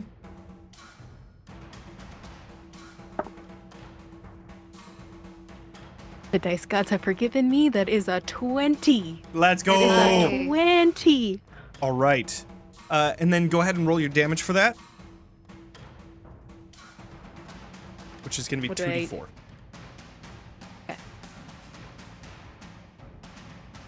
2d4. That's without the +3 or what the modifier, correct? So that is a 7. Cool. That's a good hit. All right. You can see Just that these 1, 2. vines are starting to slowly retreat. I will say that Brackis and Dr. Berkie, you are both not grappled anymore because they are starting to try and leave and not be hit by you guys anymore. But so yes, Dr. Berkie, would you like to move at all? Oh, if they can move, You are After still this- engaged with 2 different enemies, so if you move, you might take an opportunity attack. But that's true. you can. I already did my bonus action, so I can't, because I could disengage with that. No, Right. it's fine. Okay. All right. So then, with that, we bring it over to Carlissa. Carlissa's gonna kind of peer over Helroy's head at Millie as she tries and whiffs with an unarmed attack, and you hear her yell from across the stage going, "No, dear, you have to follow through! Watch this!" And she just turns and whacks at the vines around her feet. Amazing. And so she'll make an unarmed strike, which is gonna be a 18 to hit. Definitely hits. So that is going to do 6 damage plus 2 for rage plus 2 for strength. And also I forgot that I have unarmed magic wraps that also do an additional 2 damage. So 6 plus 6, 12 total. Haven't been adding that the whole time. It's fine. It's negligible. Hey, yeah, no, that's all good. You could see that there are only a few strands of vines left, as when you punch down, you can see this blood begins to spurt out of it. Oh. And then they lay there motionless as some of them are quickly slithering away. Brackis and Dr. Berkie, you both see that these vines go limp, and some of them are still trying to retreat. They are almost gone. Oh, with the damage that I've done as a free little bonus to my unarmed strike damage, I'm going to try and shove the vines away from me. So it has to make a DC 12 saving throw. I believe it's for against a shove. Is it strength or something?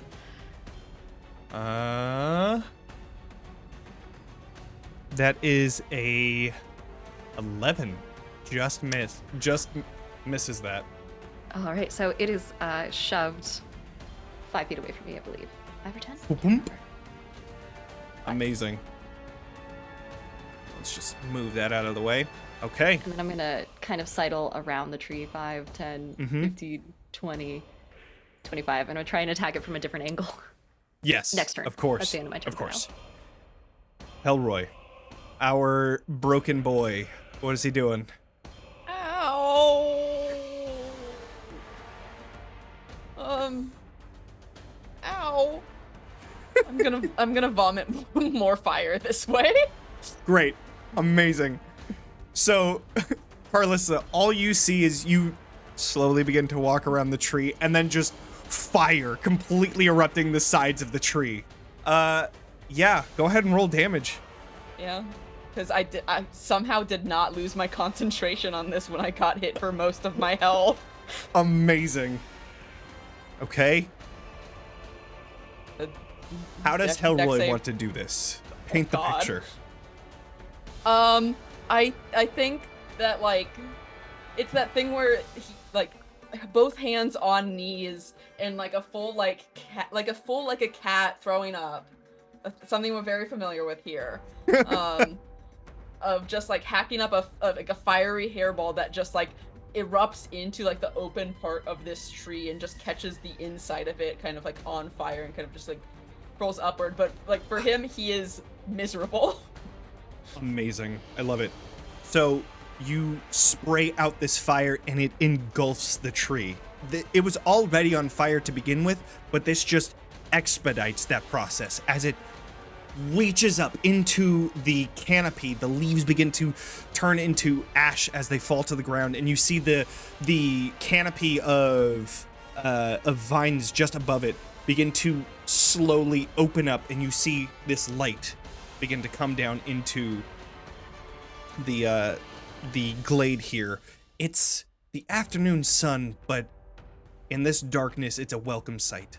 And as that happens, you see this face that was just looking at you begins to turn to dust and fall off of this tree as it is continuously burning. You hear the crackles of all of the different types of sap on the inside of this tree popping. You also get this hint of burning flesh. You see the vines that are currently surrounding you retreat completely, and you are now in a peaceful glade. For now. We're gonna go ahead and go to a break now, so that we can do all our stuff, but we'll be back whenever I edit this, so cool. Welcome back, everybody, from the extremely long break, because so long, probably like 3 seconds. We're gonna continue this story. You guys have all completely destroyed this glade with fire. The corrupted awakened tree and the Dryad are burning to an ash just in front of you, and you are all in this, for now, peaceful part of this forest. You still hear these whispering voices around you, but you're not able to pinpoint where they're from. Every time that you turn your head, you see vines that are starting to reach towards you, then begin to retract. But for now, you're in a safe spot. What would you all like to do?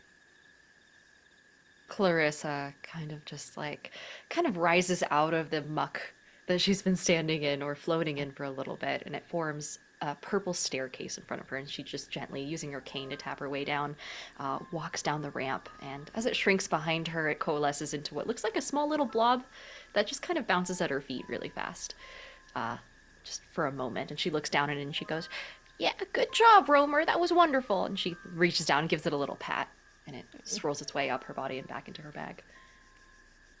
"Does anyone smell barbecue?" She looks back at the burning flesh. "Oh, never mind." The burning flesh is a unwelcomed addition. It may be welcomed, I don't know, we'll look at Brackis for that.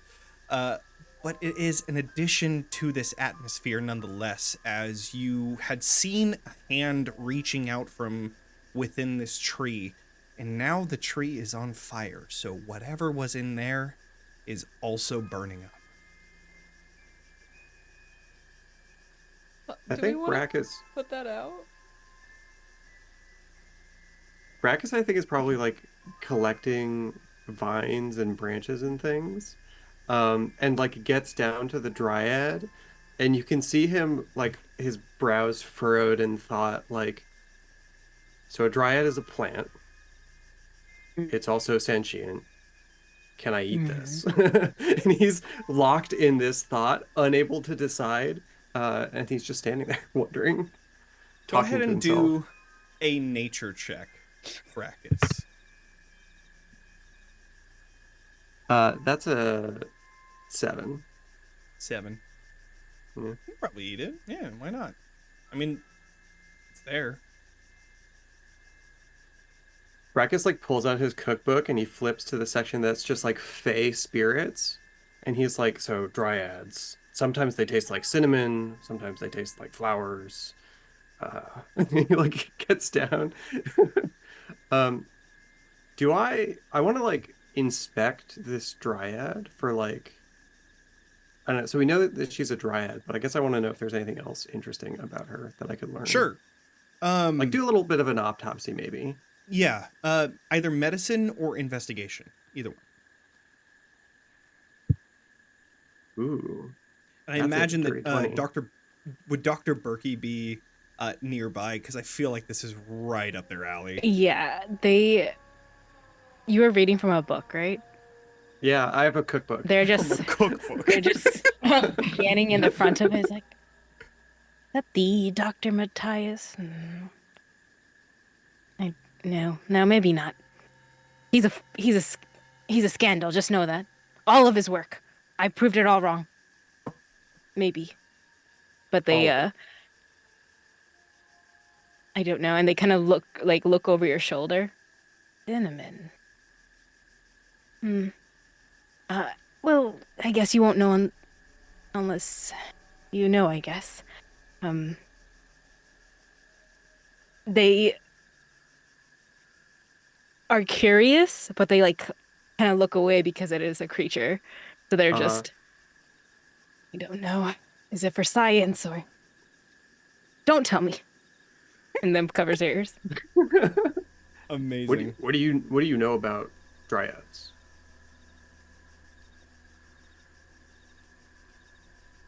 You want to do a nature check? Yes, sure. It's not like I already had a paragraph ready for that. And Well, then fucking Andie do was it. smiling. Go for Read it. your No, that's paragraph fine. anyway. Yeah, read your paragraph. Rolled a 7 though. Yeah, who cares? If you have fucking notes ready to go, that's really cool. Fucking do that. Yeah. Can this be the College of Exoecology cram session? Teach me about plants. Guys, okay, for 10 minutes, they can talk about a specific feature. Let me get the words real quick so that you guys can know what happens, because it's really cool. Okay. All right. I can share this knowledge with all of you for 10 minutes, and until for 24 hours. Everyone gets a bonus to saving throws prompted by creatures of that type. And something else that I will bring up later when I need to use it, which is related to my intelligence modifier. All right. So as you're going through this and inspecting, they'll take out their like scalpel and tools, and they're just handing it over your shoulder. Their goggles, like slowly, one of them, the lens kind of like gets really, really close, and the other one like exaggerates, like completely makes their left pupil really, really, really big. Well, let's see. Dryads are fey touch spirits. They're bound to a single tree. So I'm guessing that one is it. Sad. And they exist in this perfect symbiosis with it. If the tree thrives, the dryad thrives. That's why I was kind of aiming at it the entire time. Well, if the tree dies, so does the dryad, and they tend to take that personally. Now, before you ask, yes, they can leave their trees. That's how our wonderful Helroy got here. But only for short distances. And no, they do not enjoy when the kids carve the initials into their bark. Imagine if somebody tried to tattoo their name onto you, that you'd be cross too. Some are benevolent, some are malicious. I guess we would have. Well, they did try to take our Helroy. Okay, I don't feel bad now. But all of them, they seem to have strong opinions about what is and isn't allowed in their little glade. And I believe their idea of punishment, I shall say, creatively cruel. So, I believe, as I said in my second dissertation, the best course of action is to be unfailingly polite. Compliment their tree. Ask permission. And under no circumstances ever should you call them a plant or just a plant. And they will continue that for 10 more minutes. Go ahead and do a nature check as well. Brackis is Again? writing down okay, ask for permission the next time I see a creepy plant. Oh, right. We already rolled the nature. That one doesn't count. Do another one. Got it. Okay. That is a 13 plus 4 for a 17. You read through all of the information that you have about dryads. This is extra information. As you're looking around, Brackis, you're also taking a look at this dryad. One of the things that you do notice during this autopsy are these vines. Same ones that you see everywhere else. This body is just completely the insides are compacted because there's just vines within this dryad. It seems like this might have been part of its maliciousness, because as you follow this vine up, it wraps around its spine and then attaches itself directly into the brain.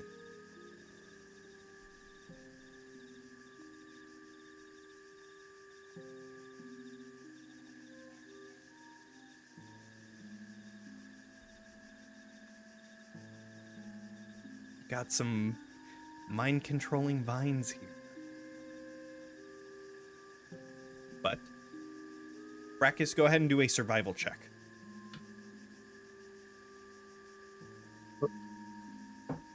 Okay. 15? Good. You're able to take some of the parts of the dryad. You're not able to get a lot of it because a lot of it has been corrupted, but you're able to get the heart. You're able to get, we'll say, I don't know, dryad anatomy, but you're able to get some of the organs out that you could then use for. I think since salad. it's like a humanoid, he's thinking maybe I can replant this dryad somewhere, repot them. The heart looks oddly similar to a seed. So, maybe. Incredible. Well, he's gonna try that sometime. Yeah. So go ahead and just write in Dryad heart into your inventory a little there. ice bucket that he carries. Mm-hmm, yeah. You all take a few moments to rest. You're able to get a short rest. So you are able to use some hit die. Please. Regain some spell slots. Do your thing. Oh, right. I'm a wizard. Mm-hmm.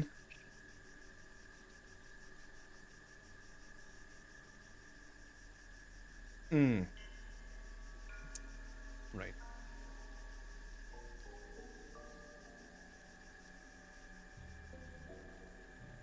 Can we also stop this fire from spreading out too far, presumably? Sure. Mm-hmm. Yeah. You know, You're we able are to- in a forest that presumably doesn't want to burn down. Right. Yeah. You're able to Yeah. use the magic between each of you to put the fire out. while you guys are taking the fire out, Dr. Birkenbile just talks about how goats are the best to help with stopping fires for like a good 2 minutes, about just their ability to really help out. Oh no, we need to hear this. What does Dr. Birkenbile say? This Goats is the rest of the specifically? session. Yeah, continue. Yes, goats. Well, yes, you see the brush between the tree and bush. There could be all grasses, and if you were to let a herd of goats, preventively, to go and eat that brush, there's more distance created between the trees and the brush, the grass and the bushes. So in a way, you stop fires from spreading. Carlissa just takes a sideways glance towards Brackis, the nearest other ruminant-based creature in the area, and then quickly shifts her gaze back towards the burning wood and just kind of pokes it with a stick. Carlissa, I saw that. You know I don't eat grass.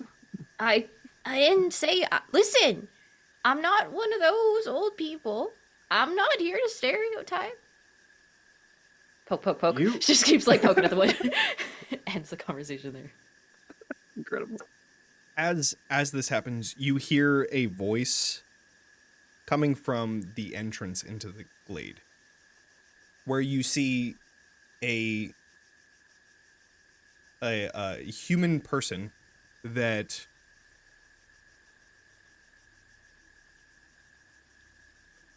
you see this human man that has shorter hair and a long scar down one of his cheeks. You see also they're missing their right arm from the elbow down. And they're standing in the opening of the glade looking towards you and saying, so I see you've taken care of one of the problems here. Careful, don't trust hot forest people. We saw what happened last time. Understandable. Millie would The point fire the was spear here at when we them. got here. Oh, I'm sure it was. Yeah. So who the fuck are you guys? We should be asking you. Who the fuck are you? Yes, who are you? We're having a Torque. picnic. Oh, you're that guy. Oh. You're the guy with the Oh, So box. okay. this one is yours. So yeah, yep. I had to. Yeah, probably don't want Usually to send have my that anywhere friends near to you. books. Just saying, Yeah. hey, for next time.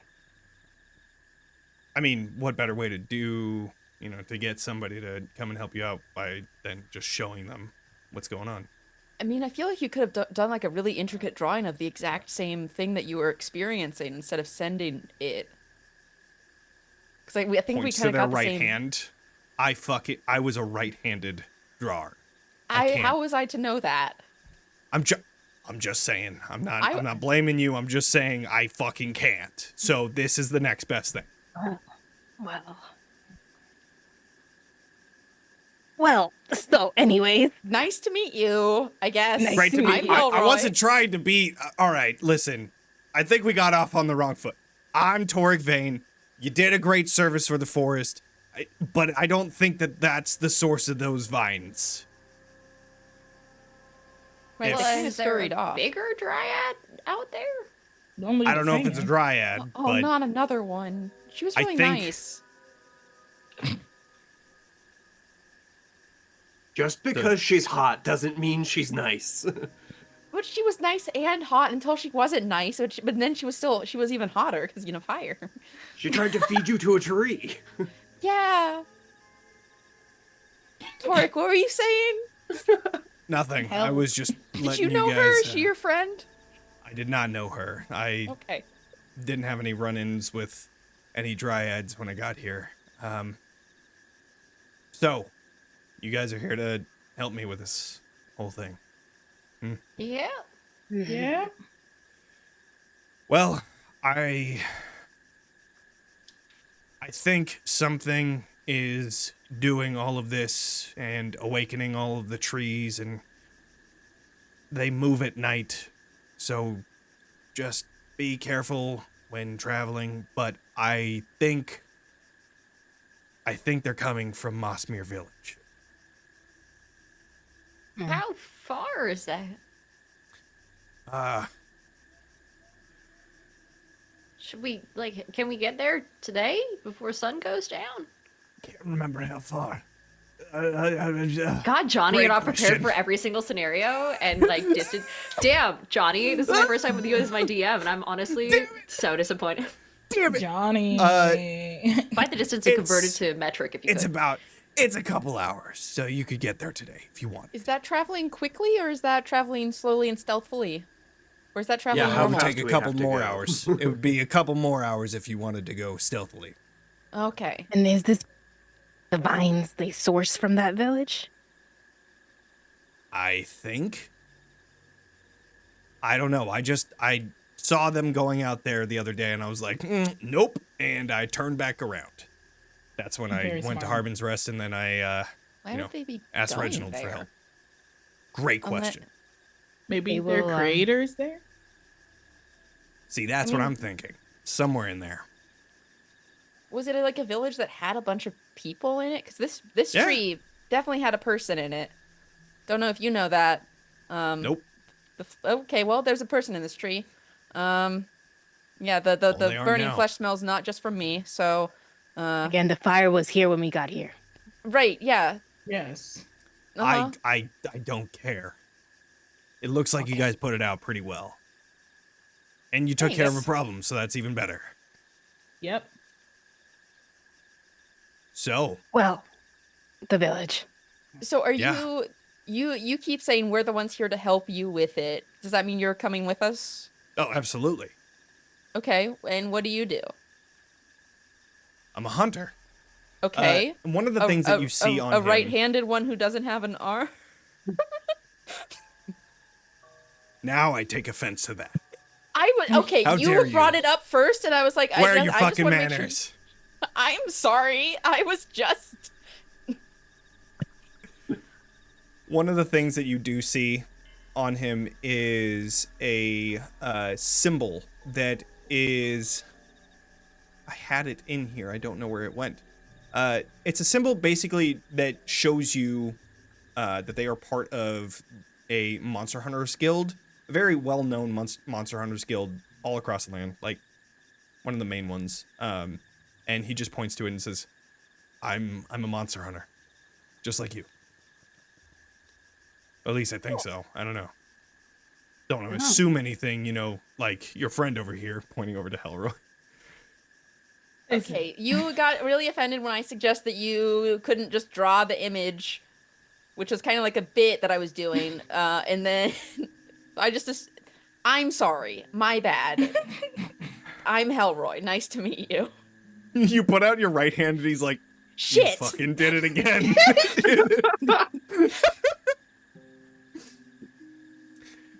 Well, I've got to go. I climb inside that burning tree.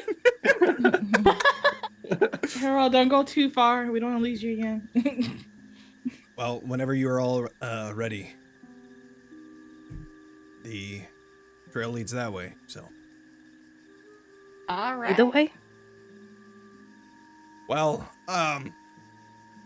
you guys are getting money for this. What if I just stay in the middle and then I'll just help you get there? That sound you're only good. providing us directions, so just don't worry about it. Here, Great. I'll walk with you. Yeah. Is it- awesome. Do you happen to have extra weapons or anything to assist us in this journey? Me? No, I only have the ones on me, which you see are like a short sword, which is on his right side of his hip. Oh, and then he has a bow. No, he doesn't. Well, yeah, he does. Yeah, he has a bow. Right? Okay. Is that right? I mean, think so. crossbow? Let me just double Seems check. right. That Crossbow. he can't that's right. use. He can use. He just has a different way of using it. with his Period. foot. And his mouth. Okay. Yep. Well, Nope. Okay. Too Yeah, much don't, thinking. don't think about it too much. We'll see it later. And Johnny will describe it visually Yeah, he's for got us. Yeah, well, I'll get it. I got it. Don't worry. Yeah. So, Can I investigate the you- inside of this tree before we leave here? Absolutely. Please do. can do I- an investigation check. Yeah, now that I'm in this tree, can I poke around in some burnt body parts? Mm-hmm. I'm good at investigation, right? Yeah, I am. How's a 24? Yeah. So as you open Hide up my part of shame. the Yeah. bark and look into the center, it's not hollow, but there's definitely parts of it that are like cracked. And there's this one spot at the very top that you can see directly into it. There's fire inside of this thing because you were able to put the outside fire out, but it's still burning on the inside. And what you see in there, first you get the smell, then you see there are just a bunch of decomposing body parts that are now burning. There was multiple people eaten by this thing.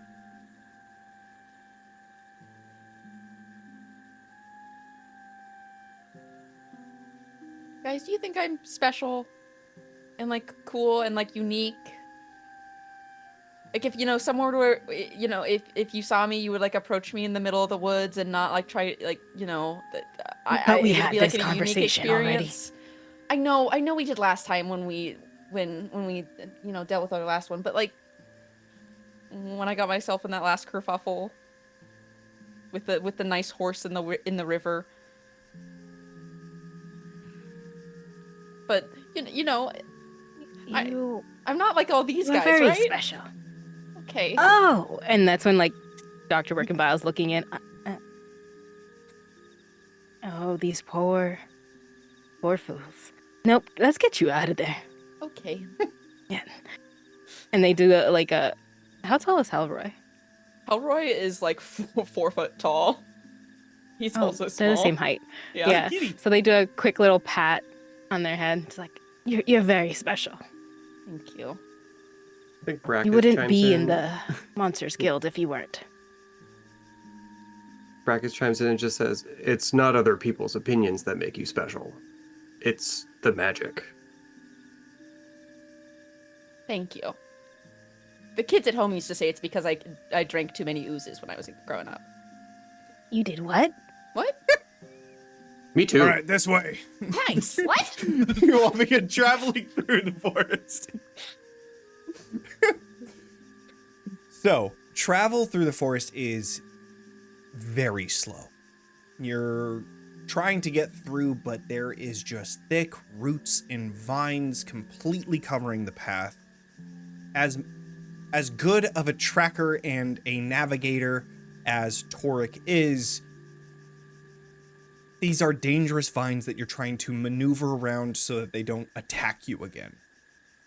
The deeper you go, the louder the forest becomes. You begin to hear those whispers more and more.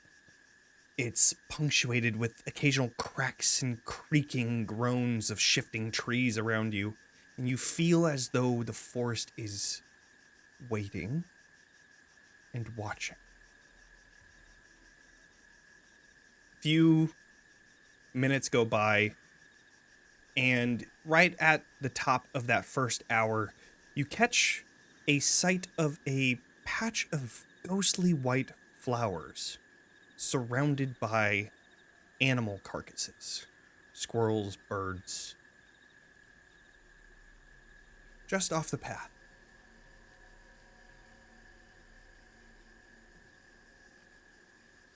As an avid gardener and award-winning gardener at that, can Carlissa kind of identify these plants from afar?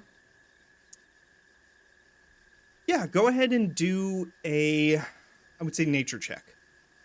Sweet. 18. 18. Okay. So you are pretty sure that you know a lot of plants. This is not one of them. You think that it looks like a lot of different kinds of plants, but this one is very unique. And it's like right at the tip of your tongue. You know where this is from, but you're not entirely sure what it is. It's right at the edge of your mind right there.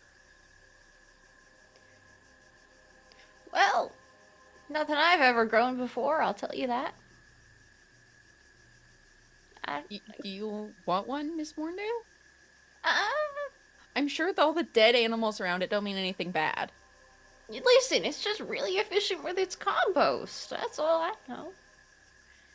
But listen, I'm someone who has a lot of pride in her garden, and I feel as though the prize plants I have at home are quite enough for me. You know, I wouldn't want to replace dear Petunia, my prize-winning Petunia. And she kind of like holds out a locket that she's been wearing, and she opens it up, and instead of a picture of a child or like a little halfling relative of hers, you see just like a single flower as a portrait embedded in, hand painted with the teeniest paintbrush possible, and an even tinier little Is it blue a ribbon on the petunia? front. It is 100% a sunflower. Okay. Amazing. 100% not a petunia, but named that. It's just Petunia, but that's so good. Oh, I love it. I think I'm alright without whatever this thing is, though. It looks like it's thriving. We gotta leave nature as it is. No one breaks any boundaries. We just go on our way. Okay. Have we lost a trail to the? No, the trail is still visible. It's just through thick vines that you have to like maneuver around. Like it's still there. You can see the breaking between trees where you would usually walk, but yeah, it's just a little difficult to follow. That's all. So, And quick question. If those flowers can kill stuff, maybe I can make something useful out of them.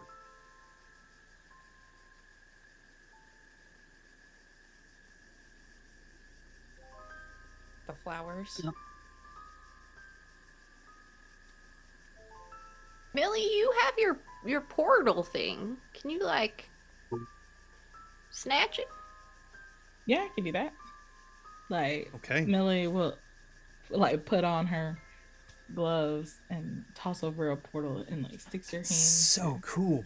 That's so cool. awesome use of this. That's so awesome. Literally my favorite subclass that I've seen so far. So That's fucking so cool. This is All very right, so cool. you So good. open up a portal and snatch a few of these.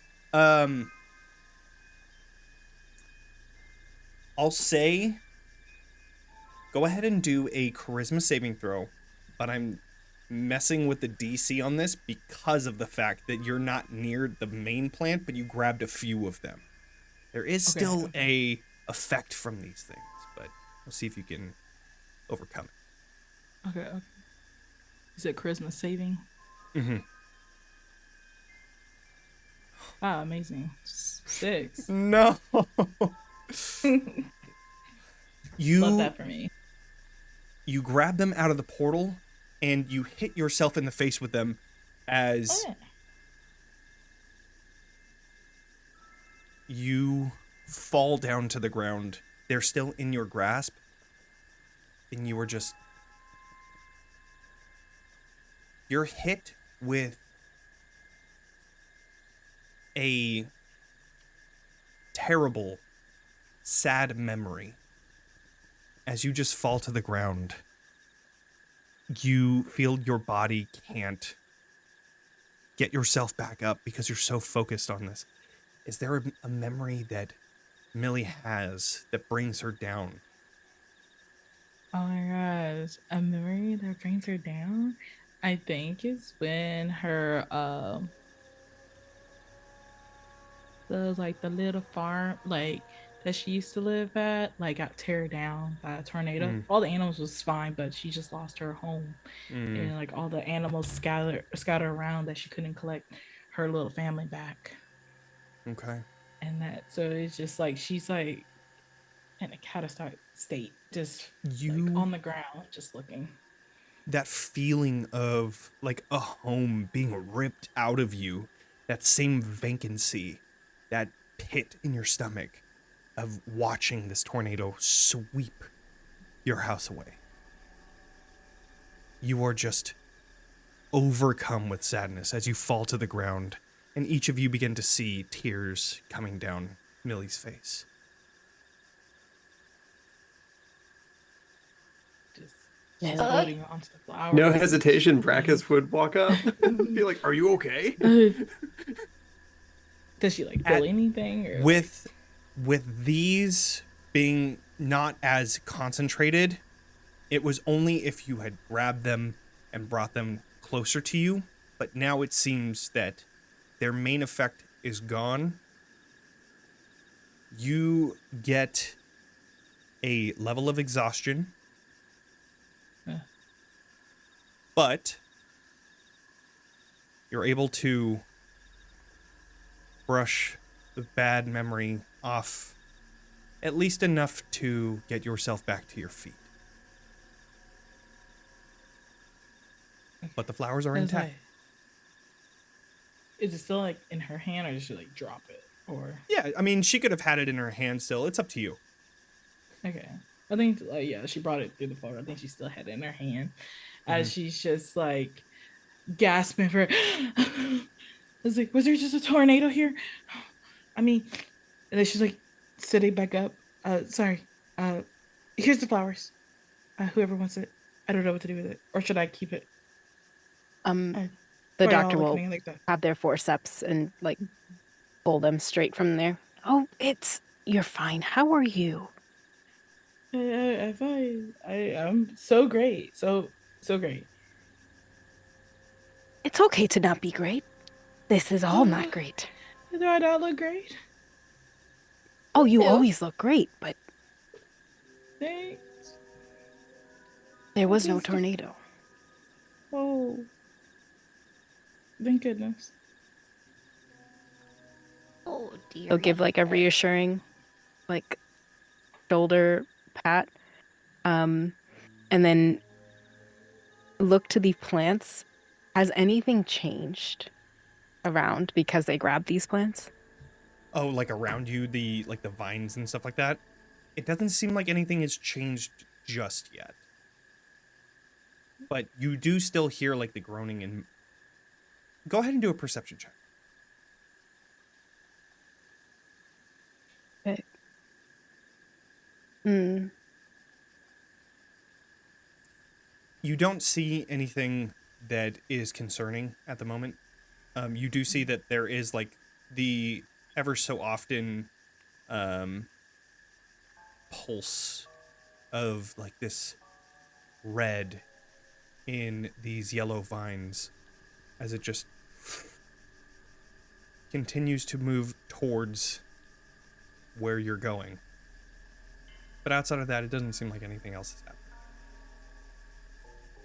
Seeing that their eyes, that the goggles, like the one that can zoom fully out, just scans, and as it goes where it's going, and zoops like one movement comes back, and they help Millie up. It's all right. It's all right. All right. So I don't know what this does, but it feels like it is our path forward. So I only know of one thing that was hurting the plants. It was your little trick there. But if we don't want to start an all-out fight,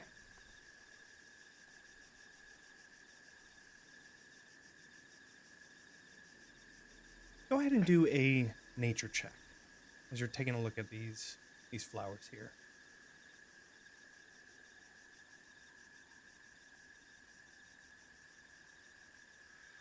it's an 18 plus 4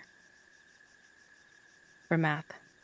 As you're looking over these, you get like this scent. Most of it is gone, but you feel like this sadness coming over you. And then you're able to shake it off. But you could probably use this for some sort of poison. So as you store it away, you learn that a potion of poison could probably be made from this if you use alchemist tools or something like that.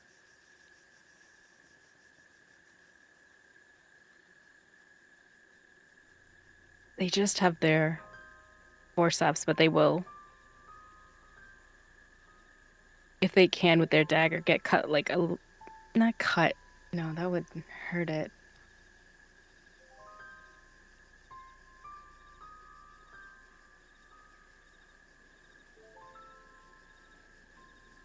Okay. They'll relay that to the group and Okay.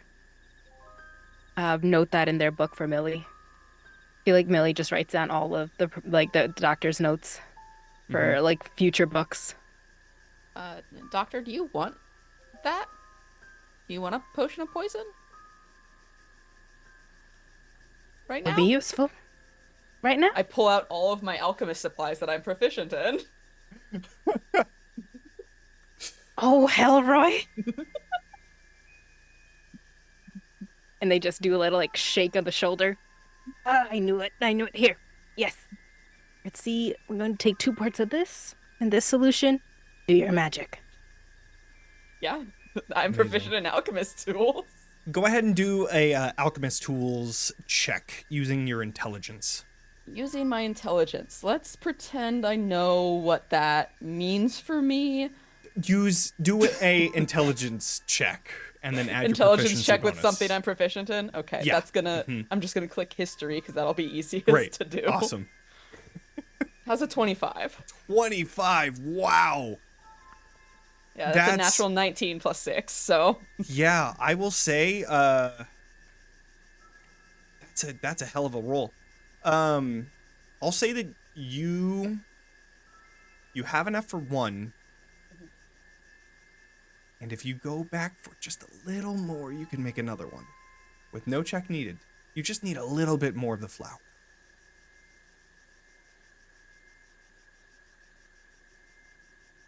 If Millie can make that portal, can another person go through it to grab something? I believe the portal is for Millie specifically. Like it's like attached almost. Oh no, it's not. The fuck what I said. Absolutely. So the portal can fit a tiny creature through it at level 3, and it gets bigger as you level, but anything can go through it. Right, that's right, because it's just a portal, and then they can, right, okay. So yes. Excuse me. And they'll kind of go to Millie, have like a may I with their like facial expression, and go through the portal with a hand. Am I close? And then with their forceps, grab one. Okay. And then if they can too, and pull that across. Okay. Go ahead and do a charisma saving throw as well. Again, the DC is very low, but it's higher than a 6. Okay. 13, you're good. So you're able to carefully pull each of these flowers out, handing them over to Helroy, and you're able to make 2 potions of poison. Every time there's like a poof of smoke for Helroy, there is like the eyes of the doctor behind just like,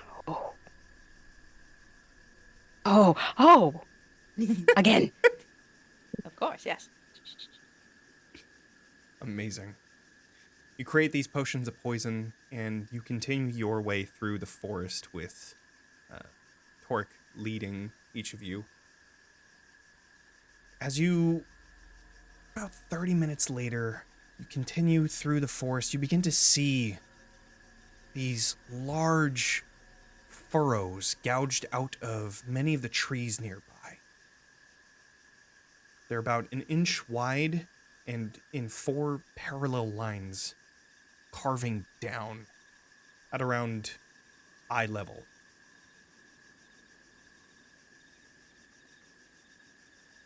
I would like, let's say, who would be looking around and making sure that your travel is safe?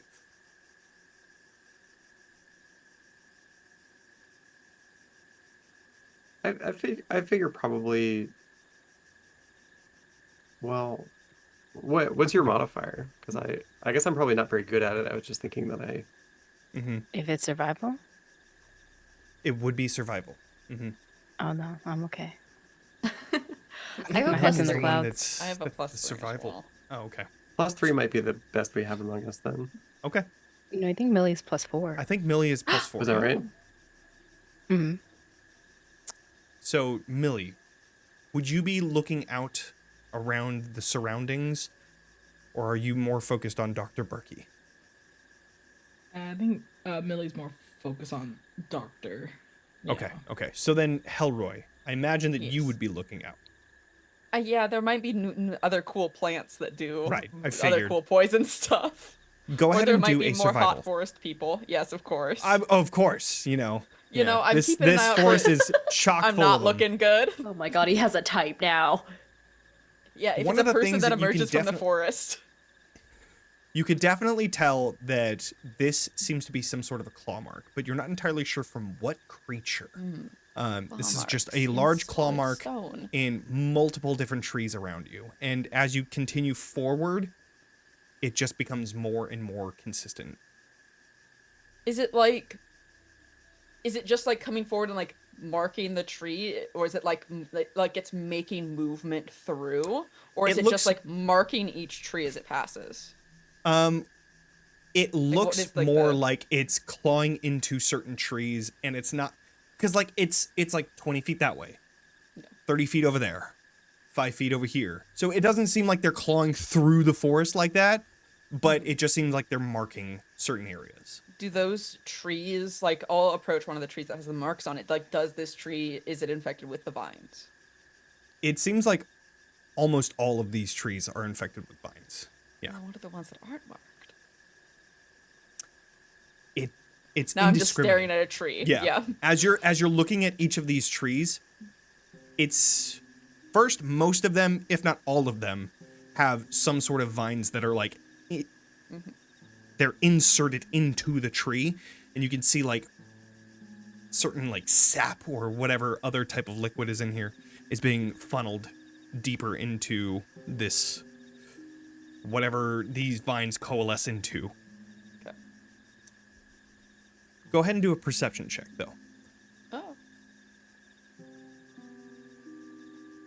That I can do. Seeing, Okay. I can do. Thinking? No. As you're walking and continuing through the forest, you're keeping your eye out for these claw marks, and you hear a sound very faint, like and as you continue to get closer and closer to that sound, It sounds like my uncle. Dr. Berkie, you were in the front with Torek. You take a small step into something that is unseen and empty as you start to fall down. But Helroy, you see there is this man-made pit trap with leaves covering it. And as you see that, you're able to grab onto Dr. Berkie just before they fall into what you now see is this 20-foot drop where vines lead down into where a bear is currently looking around, looking directly up to whatever commotion was at the top of this trap, and you see its eyes are completely gone. These vines are just covering its face. And it's just sniffing, trying to find some sort of prey. You're muted. Yeah, can't hear you. As you pulled Dr. Birkenbile, he's just like, the Fae, tricksters, dancers. Oh, real forces of nature. And then just feels their legs. And then as you're pulling them up, they're like still walking in air. Like, must be here. Don't trust them. Oh. Get me back. Get me back. And then starts like reversing their legs. And there are a lot of dead animals. And what looks in the trap is a dead bear. Okay. Are there any animals here that are alive? Maybe but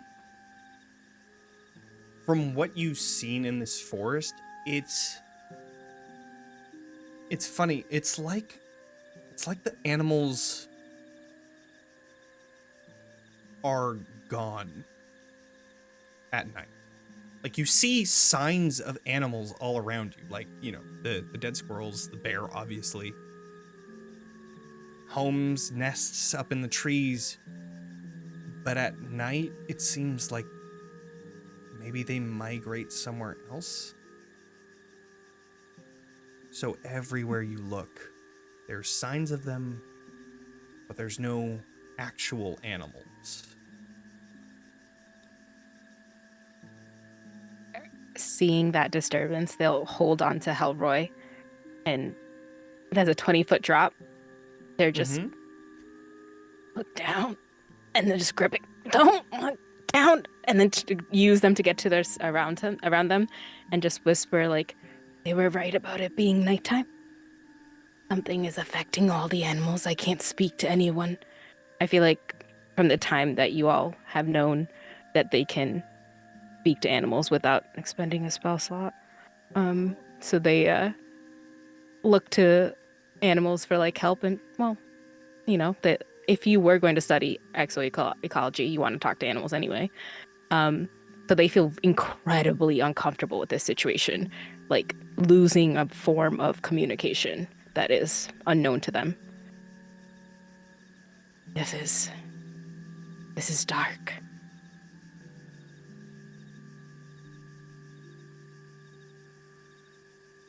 So, Do we want to leave that alone? I mean, if it's already dead, can killing it do anything productive? Or will the vines just come back for it? I'm thinking. taking a look down this pit, and something that you've noticed specifically from that, like, raven that was in the box, it doesn't seem like the animals that are here are connected to the network of vines everywhere. Mm-hmm. It just seems like it's its own ecosystem, if you will. The vines that are on the person or the thing is just connected to the thing. At least so far that you've seen. Don't move your eyebrows like that. What the fuck does that mean? It's fine. At least that you've seen. Can't trust this guy. No. Maybe. Oh, I'm good. How are you? Absolutely not. Never. Absolutely not. Lies.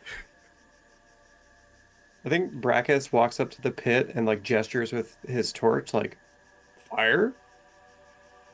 Like waving with the torch over it. Some of the vines are retreating away from the fire. Should I put it out of its misery if it...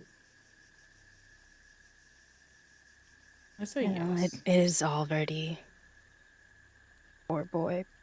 Poor. And they just kind of weep a little bit for the bear. Oh, yes. And they turn away. Sorry, bear. And Brackis just drops the torch and starts walking back into the forest. You continue walking into the forest. And you can see the flickering of flame off of the trees in front of you. Another 20 minutes go by, and it seems like the vines are becoming more and more dense. The tendrils that reached to find prey is now coming to its home. And as you exit out of this forest, you find a smattering of small farms. At the tree line atop of this gentle downhill slope, you peer across Mossmere Village's overgrown fields, and even from this distance, you can see movement down by the lake. They seem concentrated in the village square, where you find a bright red building But before we get there, we're going to end tonight's session, and I'm going to pick it up in the next one. Okay, Oh man. We level up, right? now let's go ahead and go around the table and tell everybody what we do. Yeah. Let's do, we're going to end with Andie. Let's go with D4. D4. Taylor. Hey, I'm Taylor. aka Spunky Taylor, Black Variety content creator. I do streaming, I do the games, I do the TRPG for all that jazz when I was playing. Millie, your monk tiefling, and I had a fun time tonight. Yeah. Yay. D4. Becca. Bex. Hello. I'm Becca. You can find me anywhere that I'm worth finding as Cool Armadillo. I can just be found wherever Jonny is usually. That's kind of what I do. Yeah. I'm just on TXP now, I guess, for the rest of my life. I'm cool with it. Sometimes I paint miniatures. Sometimes I start cults in the desert. You know, normal stuff. Normal stuff. That's what I do. Mozz. Hello, I'm Mozz. I also do the streaming stuff over there on that Twitch thing, but also run games over at Starcrawl RPG with my community.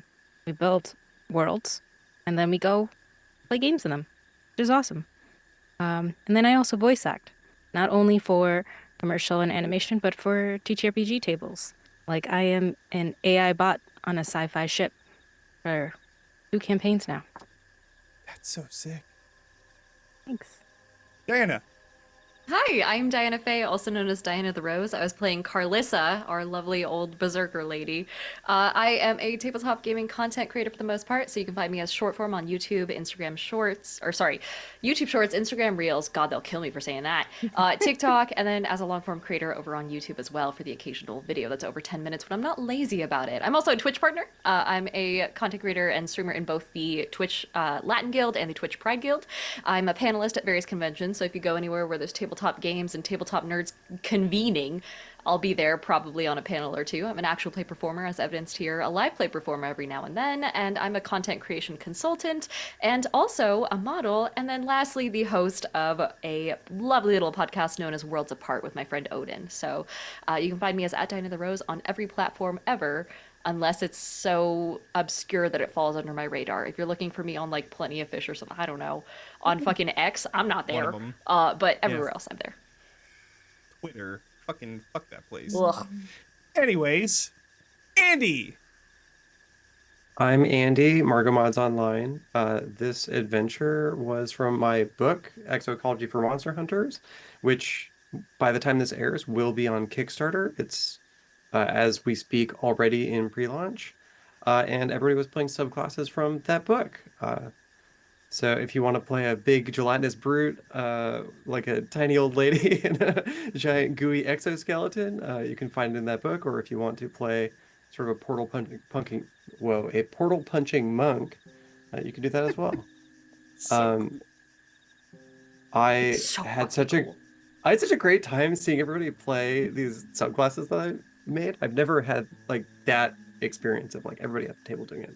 Anyways, yeah, I write a lot of things. I do streaming basically never because I don't have my own channel, and sometimes I show up on Johnny's.